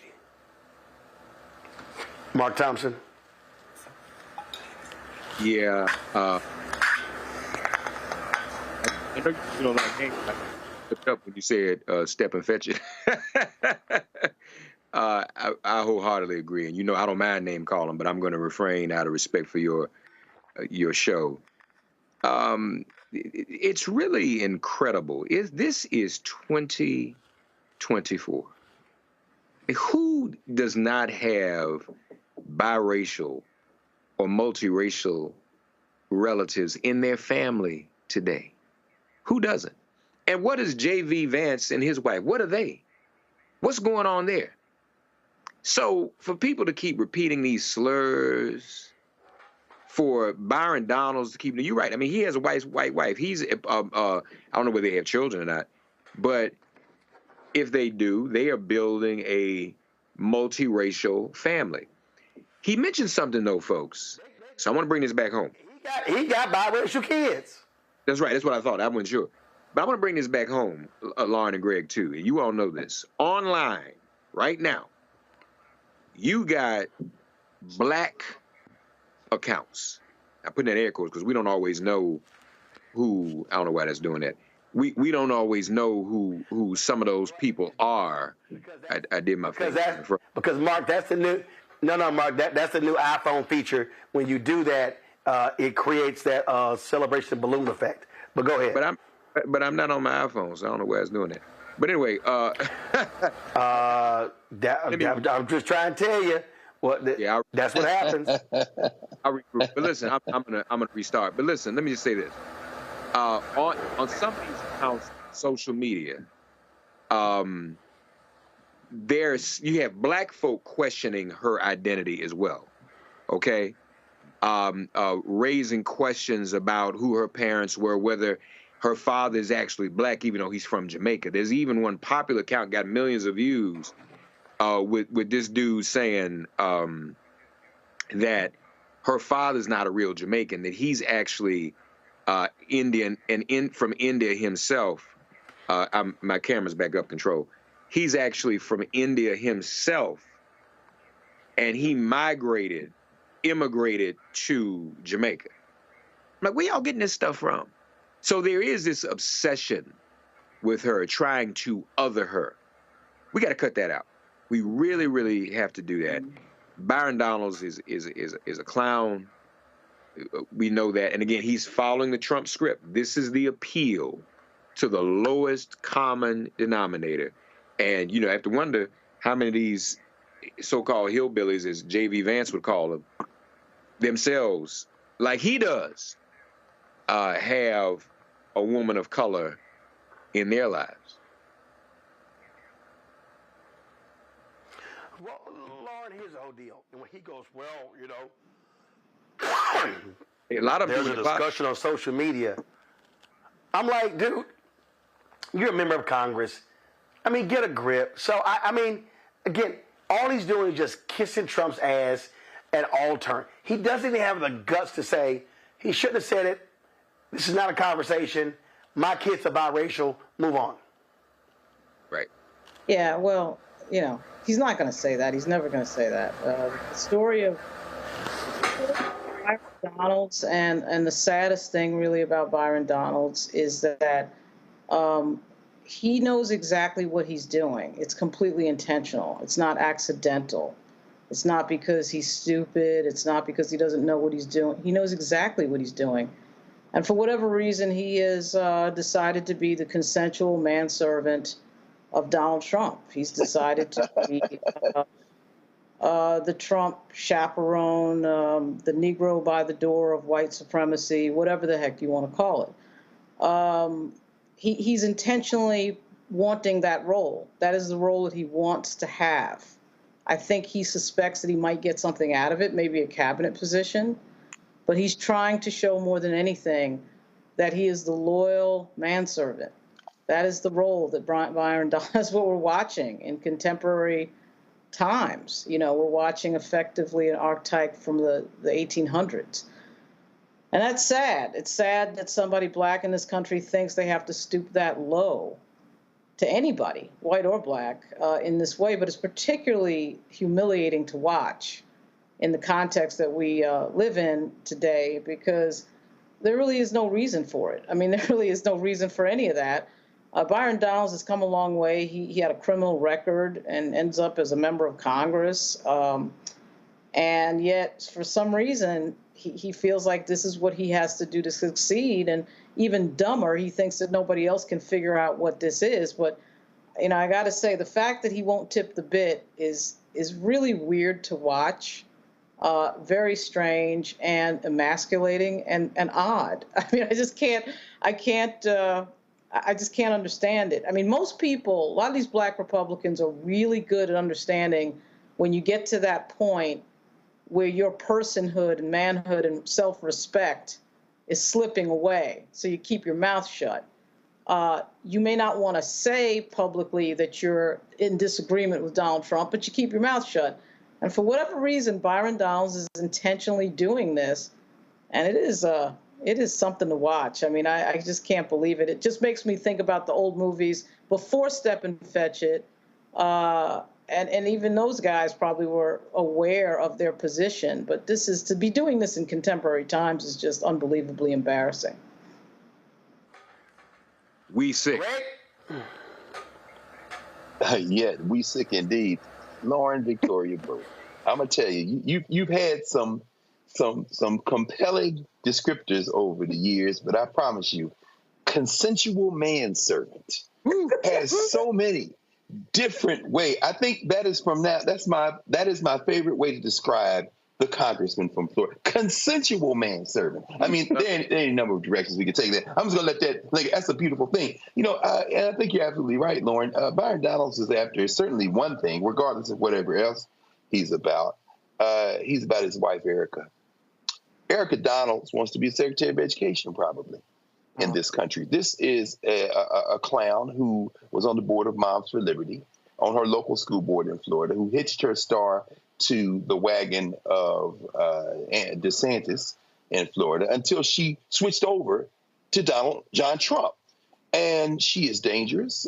She's been involved in everything from Hillsdale College and Moms for Liberty to all kind of right-wing charter school networks in Florida, where she has siphoned off public dollars with the help of her punk-ass husband, who, when he was in the Florida legislature, helped push through legislation that his family, through his wife and the charter schools they run, directly benefited from. I think this is as much about Erica Donalds, the woman of Byron Donalds' dreams, than it is about Byron.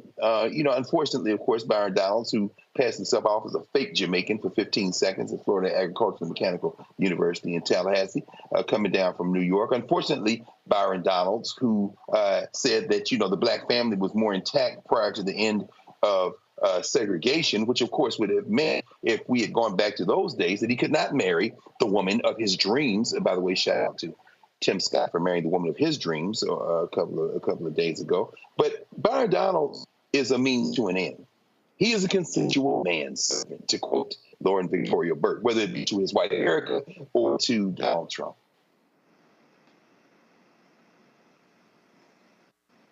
I just saw this here, and I'm done with Byron Donalds. But my God, Harold Ford Jr., can you please let the Memphis in you come back out? I just saw this, and Bro, what the hell happened to you? Y'all, watch this. I got white dudes for Harris right here, and I'm not going to put it on for one reason, I don't want to mess up my hair, but two, I'm not for Harris, so I'm going to give it to you. A white dude for Harris. You are white, right?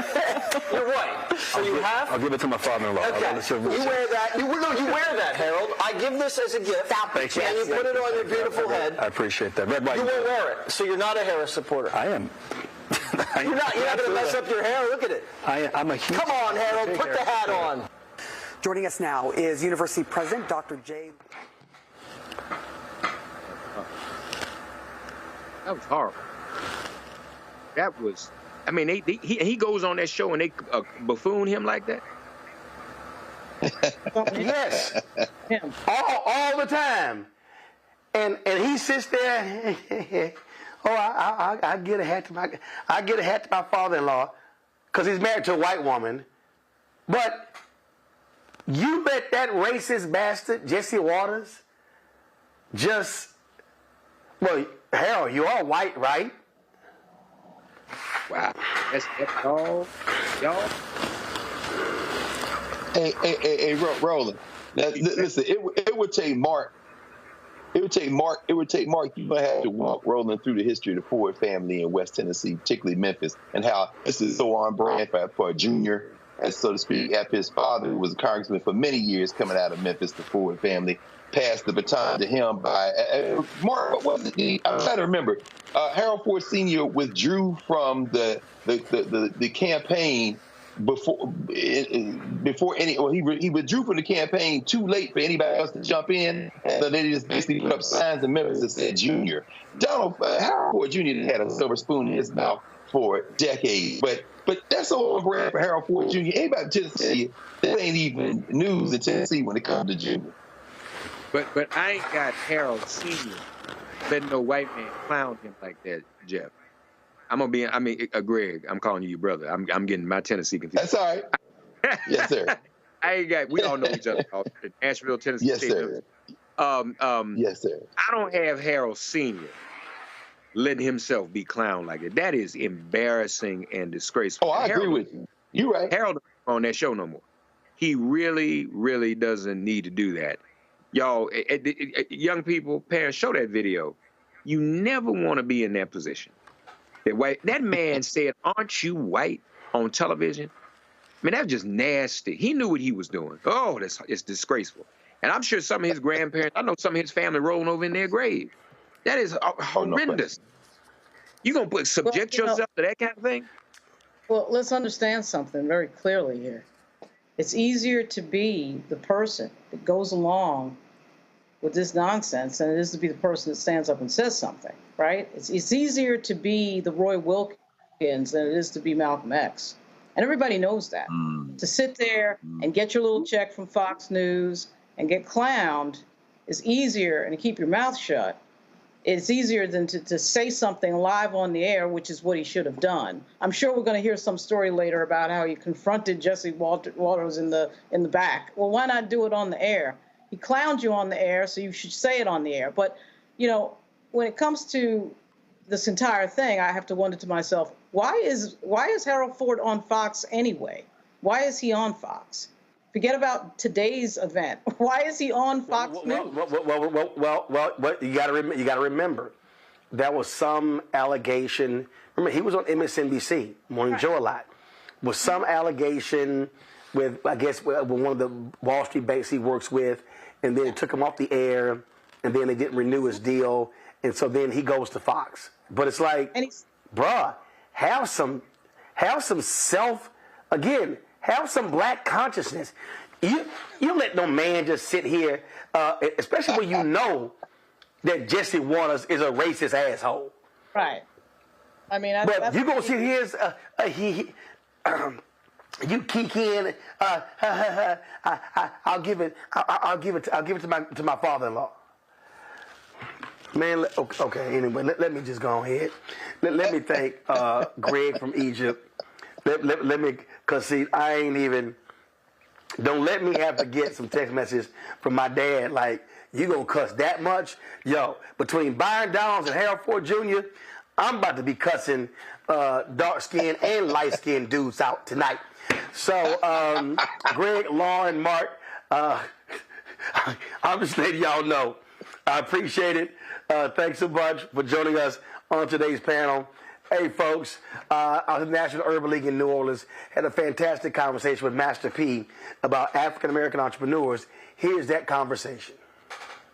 Folks, we're here in Master P. You've been honored by the National Urban League here in your city. How's it feel?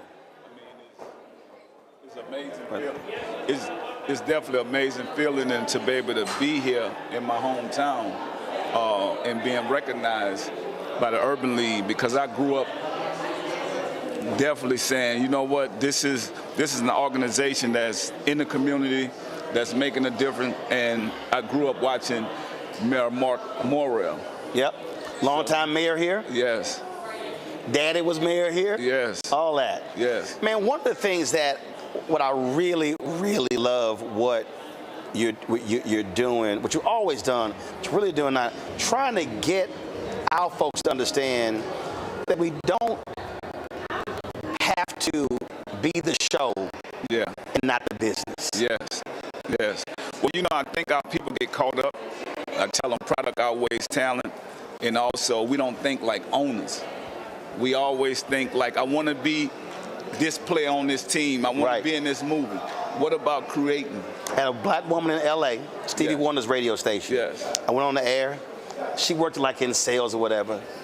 And I go, she said, Mr. Mark, good to meet you. She had a picture on the wall. Yeah. She said, that's my first rounder. And I went, I'm sorry. She said, that's my baby. It's my first rounder. Yeah. And I said, sister, don't ever do that. Yeah. And she went, what do you mean?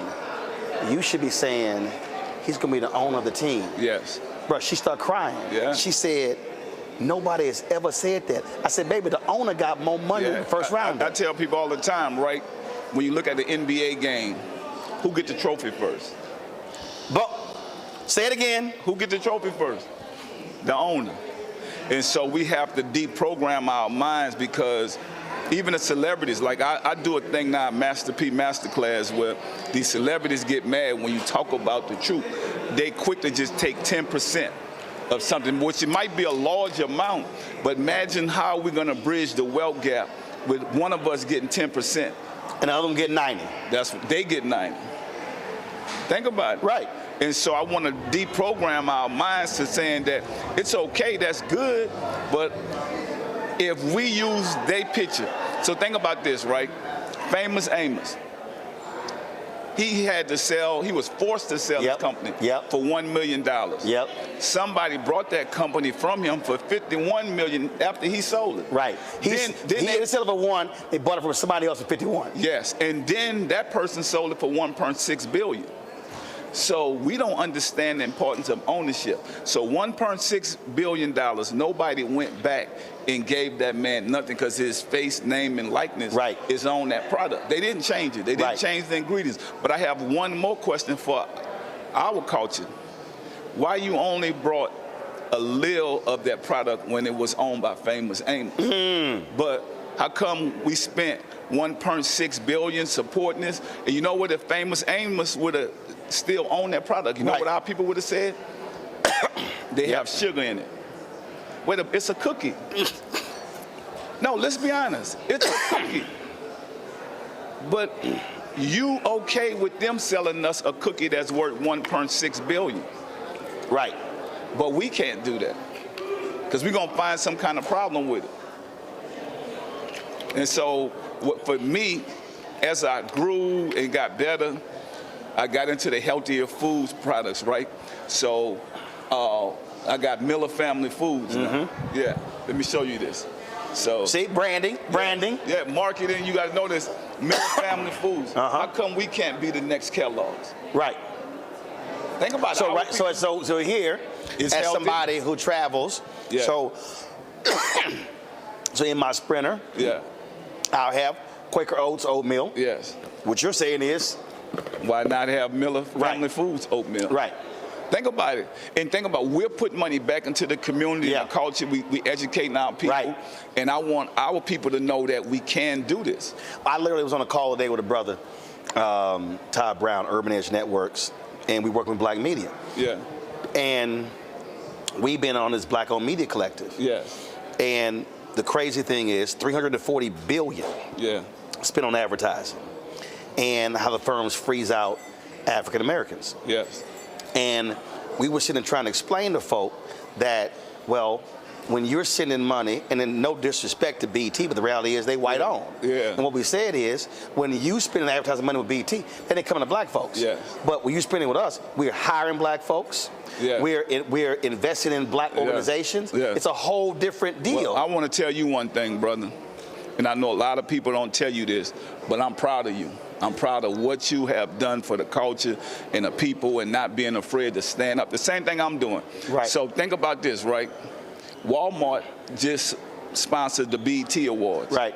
What if they'd have put that money into our community? So you only doing that for the BET Awards, or even Black History Month, to show people look like us on commercials. We've seen a lot of that. But I'm suing Walmart because when I put my other cereal out, they hid it in the back of the stores. And so they didn't want me to compete with these major companies. And General Mills, Kellogg's, all of them. So think about this, right? I went sit down with their CEO of their company and two brothers and sisters that look like us. They sit me in this room and they told me, Mr. Miller, I love what you're doing. We're going to make all these changes for our culture and our people. We about diversity.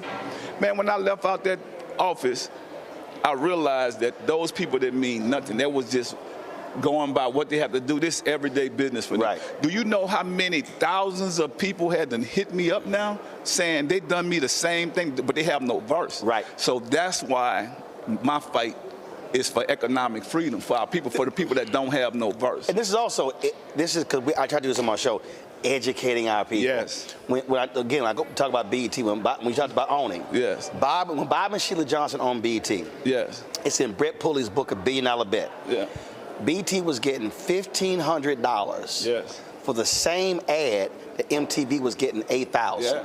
Now, if Bob Johnson and Sheila had gotten fair market value, they could have sold 1/3 of BET for the same $2.8 billion and still own 2/3 of it. Guess what though? What you saying? Our people don't want to hear that. Our people gonna say, well, why he saying this now to them? Let's be honest, but you're saying let's educate our every day. We're not taking shots at them. No. We saying look at what your worth is. Wait a minute. When the white guys, it's in the book, Mel Karmazin and Summer Redstone went, wait a minute, they getting $1,500, MTV getting $8,000, they went, we gonna get $8,000. I'm gonna tell y'all what we have to do. We have to educate the ones that want to be educated, because everybody don't want this. Most people just want the little check. Right. And so what I was trying to do, even the lady that created Patty Pies, she was a Walmart executive, a black lady. Right. But she don't work there no more. So I'm saying you got to know your worth and your value. Yep. Why is you not working there no more when you helped create one of the biggest brands in the world?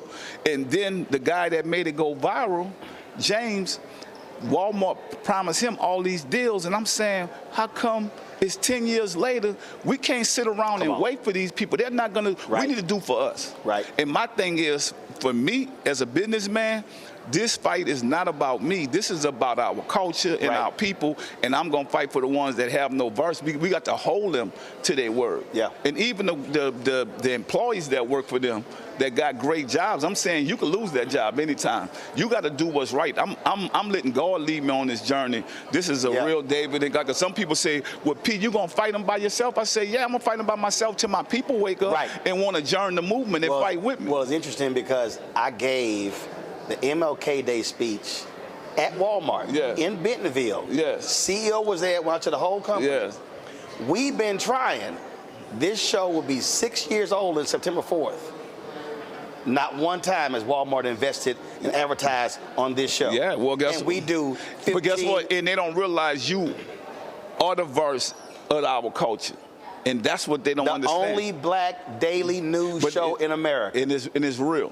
But guess what, though? We got to keep letting our people know the truth, because the truth hurt. Yep. And we're going to give them the truth, the ones that want to, that stand up with us and fight and do what we got to do. Because think about it, we just lost another black woman. You know why we lost this black woman?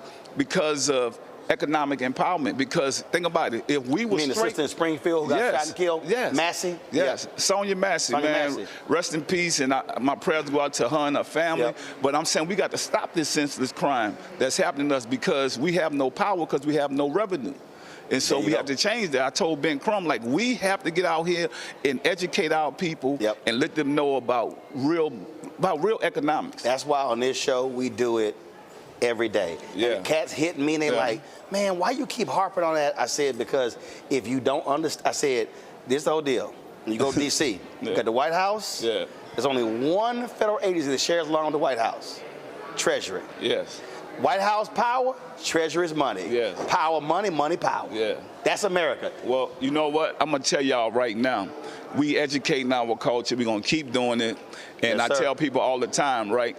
If we could invest 20 to life committing crimes, going to prison, how come we can't invest 4 years going to college, educating our people? And I tell people all the time, right? We throw parties. We give money to these people that commit crimes. You know, we call them our homies. And the ones that go to college, we call them squares. We have to change that whole mindset. And I don't care if they don't like it because I have family members incarcerated and everything, but I would rather give my money to a kid going to college than us keep going back to the penitentiary. And so I want to change that mindset. I want us to grow. And it's not a shot to nobody because some people might be in there innocent. So I ain't saying the innocent people. Right. I'm saying the ones that ain't innocent. Let's be honest. Because you do have some good people that get caught up. Right. So I'm not talking about them. I'm talking about the ones that really destroying the community culture. Because they're going to be ones, come on, why me and you saying this? Well, man, they saying P only saying that because he rich. No, I was poor before. I wanted more out of life. So don't say that I'm rich. Because I'm not rich, I'm wealthy. I could lose it any time and get it back. You know, it's just like oatmeal, just add water. There you go. Just add water, I can get it back. I know how to make money. Right. Roland, I know how to make money. Right. And I know how to do it the right way. So I tell you all the time, when I got that oatmeal, the police pulled me over, what you got? I got oatmeal. Officer, you want some? They let me go. I ain't got to hide. I ain't got to look over my shoulder. And that's what I want to teach my people. Right. That's the way we survive. Well, what I keep saying is we got to have black-owned media. Yes. That way we're not asking permission. Yes. When the cats call me, they say, man, is it possible? I'm like, yeah. They go, but they start looking around and said, oh, no, I don't have to call anybody. Yes. I said, because there are no meetings where I work. Yes. I either say yes or no. Well, you know what? And anybody watching this is why y'all should be supporting this brother. And every chance I get, I'm going to support him because we stronger together. Think about it. Like, we don't have a verse if we don't have media. That's it. Because they can say anything about media for a reason. And you know, think about it. They are going to beat us down. They did the same thing to Jesus Christ. When you're trying to do the right thing, they are going to be on you. They're going to hate you. But I feel like whatever they do, in the end, God will turn it into good because we're doing the right thing. That's it. Well, brother, this is awesome. I didn't even know. Yes. I'm glad I do. And again, I eat oatmeal. Yes. I'm one of the brothers who like oatmeal. And so by being able to buy a black product, we have, and every Tuesday, I have a segment on my show called Marketplace, where I specifically featured black-owned businesses. And I hate to say this, but I can count on one hand how many of those black-owned businesses that have sold thousands of dollars of products that come on my show never sent a check back. Wow. Not even $50. And I don't charge them for the segment. You ain't looking for that. But that's, again, when we talk about how we have to change the mindset so to think support. about this, right? When we talk about being scary, our people scary because when you look at, even we talk about a company like Walmart, right? We're afraid to even talk about that. Absolutely. And so when you look at that company, how many black billionaires have they created? Off a product. Let's be honest. How many? I just want to know. Come on. And then we get it. You're going to give us a little space, a couple $1 million in the hair care product. What are that going to do for our or fun black events, high tables, sponsorship? Yes. But you're making billions. But we got to tell them that you are not, because we spend trillions of dollars as black people. We spend at least $1 trillion 1.6. That's what I'm saying. So think about this. They know our buying power. Yep. So how come you don't help us grow? Build capacity. Yes. How come you don't help us grow to create financial freedom? Yep. especially the ones that are creating products and brands, because that's what we are doing. Yep. And my thing is to anybody out there that has been mistreated, lost money, that have all these products that, you know, they tell you we're going to pick your products up and then they don't take it. So now people, I know so many people that hit me up that got products sitting in their garage that they thought they was going to get this big deal from this company. But you know what? They keep beating us because we're afraid. One thing about Martin Luther King, he fought for our civil rights. I'm fighting for economic empowerment for our people and our culture because... Well, the last 5 years, that's what he was focused on. Yes. He was focused on economics. The last sermon he gave, April 3rd, 1968, he says in the sermon, he said, Jesse, what do you call it? He said, redistribute the pain. He named 5 companies that we should boycott. He said, we're going to throw a Molotov cocktail, no fights. He said, we just got to withdraw our money. If they not supporting us, we shouldn't support them. Wow. That's his last sermon. And so let me tell y'all this, right? Now we have phones, we got the internet, we could actually track this stuff. We got to stop being scared and do the right thing. And I'm telling any brothers and sisters out there that really want to make it, right? This might not work for me, Roland. Right. I want this for people after me to be able to eat. So this not even a fight for me. So I don't care what they think or what they think about us. Yeah, man, Master P come from the music industry. You're not going to remember me from the music industry. You're going to remember me from this, for creating products and brands and owning. When you talk about Miller Family Food, because a lot of these companies, that's their last names. We don't even have none of those. Think about it. We think Gucci is just a fly name. That's a family name. That's a family name. We're creating family names. Abercrombie and Fitch. Yes. And so we're going to change that. We're going to change that. We're going to change that and show our culture and our people that we can change this and grow it. And if it take 100 years from now and we ain't here, it's going to happen because that video's still going to be around. Yes, and we sparked this plug. So every engine has a spark plug, and I'm going to tell you, I don't know how some of those CEOs and those employees of these companies could sleep, because they talk all this diversity and helping us and then go right back to just getting their check and forget about us, forget about the other people. And so I'm saying, y'all take that check. It's going to be hard for y'all to sleep at night because y'all messing over good people that could change the community and the culture. That's why we dying in these streets, because a lack of revenue, a lack of education. I tell people all the time, we don't pray for money, we pray for wisdom. The money gonna come. And so, well, brother, look, you're more than welcome to come on the show anytime. Again, I ain't gotta ask nobody, so we can talk as long as we want to. Yeah, no, but you know what? This is a blessing that, and people say, P, why you had to do what you had to do? I say, this $1 billion lawsuit had to be done because they don't respect our people. They respect me. They just trying to quiet me and P just chilling. No, we ain't quiet enough, because we got thousands of people y'all have messed over. You know how many billionaires we could have created? Think about it. Kellogg's, General Mills, all those companies got the opportunity to put their products in. We got to go link up with somebody to even get distribution. And so I want to change that mindset and say, this is the 21st century. Let's do right for our people. Like, do right by us if you want some of that $1 trillion. There you go. Spending budgets that we have that we're just giving and buying y'all products. No, we're going to change that, because when they look at our $1 trillion, they look at it as a budget. I'm going to get these people money, and we've been building their brands. So think about it. Every time. People that look like us, that's who going to Walmart. That's who going to these stores. We are building these brands, and we're afraid to do that for us. And all we got to do is create our own products and brands, but we need distribution from them. Or it's going to be time for us to start creating some of this stuff. That's it. Well, look, you keep swinging. Yes, sir. I'm going to keep doing this thing. Like I told you before, the value we have, I ain't renting these cameras. I own them. So we ain't got to ask nobody. And I got a slingshot. I'm ready for the giant. Oh, well, I ain't got a problem hitting nobody.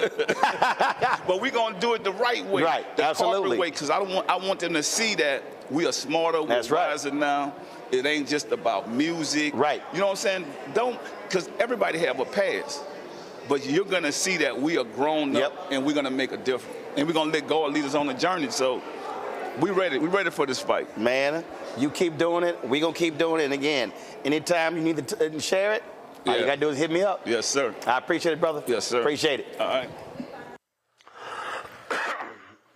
What you just heard from Master P, folks, is why we matter, why black-owned media matters, why Roland Martin Unfiltered or the Black Star Network matters. And you hear me talking about this here and what the close the show out. But I'm telling y'all, I wasn't lying there. We have met. Publicis is the agency for Walmart. We have met with them. We've sent proposals. We've done all sort of stuff. Talked to the Walmart people. Zero. Not one dime. Not one penny. And we cover the issues. Well, it ain't just Walmart. It's a whole slew of companies who've been running. PepsiCo embroiled in a lawsuit right now with Urban Edge Network. And a PepsiCo executive referred to HBCU dancers and cheerleaders as hoes, as strippers.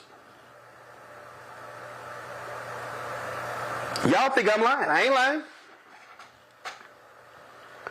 I need y'all to understand what they're saying out here. In fact, there was a sister, she actually posted one of the text messages of the PepsiCo executive. See, I now know why PepsiCo canceled the meeting I had with them in January.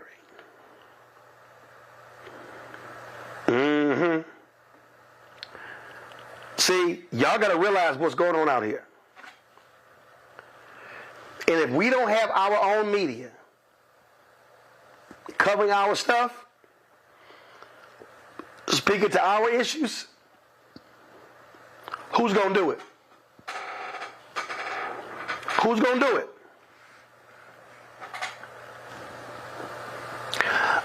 I've been warning y'all about this whole deal. Dr. King talked about this in his last speech, April 3rd, 1968. And so this is about us supporting our own and doing what's necessary. So y'all's support has been hugely critical. Our fan base has been amazing.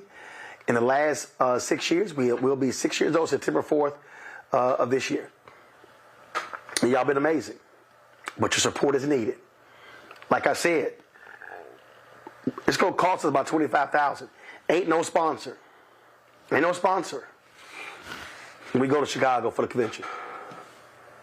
The internet alone is going to cost us $3,000 for 5 days. Our space, all those different things.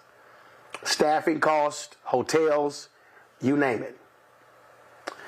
But we are committed to being there. And so when you support the Bring the Funk fan club, that's what you're supporting. You're supporting what we do every single day. And that is bringing the news from an unapologetic, unfiltered black perspective. We don't ask anybody for permission to cover the stories that matter. It's a whole bunch of so-called new black media people out there. All they do is do this here. Bump their gums. They ain't never out there covering the stories like we are on the ground. So to help us, folks, send your check and money order. P.O. Box 57196, Washington, D.C., 20037-0196. Cash App, $RM Unfiltered. PayPal, R Martin Unfiltered. Venmo is RM Unfiltered. Zelle, Roland at RolandSMartin.com. Roland at RolandMartinUnfiltered.com. And so let me shout out Janae, Kalinda Lee, Portia Anderson, Trina Hodges, Jennifer Jones. Let me shout out Alice Jen McKay, Dolores McKeever, Joanne Dargette, Trudella, Jay Afon. Let me shout out Sheena Jacobs, Reginald Cherry, Amanda Caroma, Frank, Deanne, Sharice Blackman, Kevin Thibodeau, Rob Prelo, Jacqueline Martin, Cherry Jackson, Dominique Holmes, Novella Ussery, Andrea Green, Talisha Alexander, Angela Walker, Nisi, Jean, Sharper, Normiki Holmes, Kenneth McRae, Vivian Minter, Clarence Horn, Patricia Jones, Joan Warren, Carla Taylor, Valerie Conaway, Cecilia Wright, Francis Mitchell, Mark Tyler, Deshaun Monroe, Larry Saxton, Priscilla Graham Dorsey, Mom Gracie B. Johnson, Joan Cox, Carisha Freeman, Courtney, Harold, Natone Q. Weber, Brother Robert Carter, Rochelle Gladney, Bridget, Imani Enterprises, Rosalind, Stephanie Suarez Davis, Teresa Campbell, Derek Robinson, Kimberly Smith Bay, Linda Ward Sapp, Corey Harden, James Jarrett, Tanya, Priscilla K. Curry, Tammy Smith, Corey Harden, Darlene Jackson, Kenneth Abram, TBAA LLC, Alicia Green, Tina Royal, Juanita McCargo, Lisa Hall, Joseph Lagarde, Chris McLean, Danielle, Anita Gray, Martha Daniels. These are all the people who have supported us last 2 hours. Thomas, Tawanda Porter, Connie Dangerfield, Jennifer Jones, Lauren, all of you, thank you for your support. We are doing the work, putting in the time, and giving you what nobody in black-owned media is doing, what nobody in mainstream media is doing. Randall, thanks a lot. Every dollar, whether you give $100, $200, $75, $50, $25, $10, $5, $2, $1, all of it matters. Leslie Guy, thanks a lot. So, folks, I appreciate it. I'm going to rest my voice. Good news, I've tested negative for COVID, but I'm still getting my rest, finishing my meds.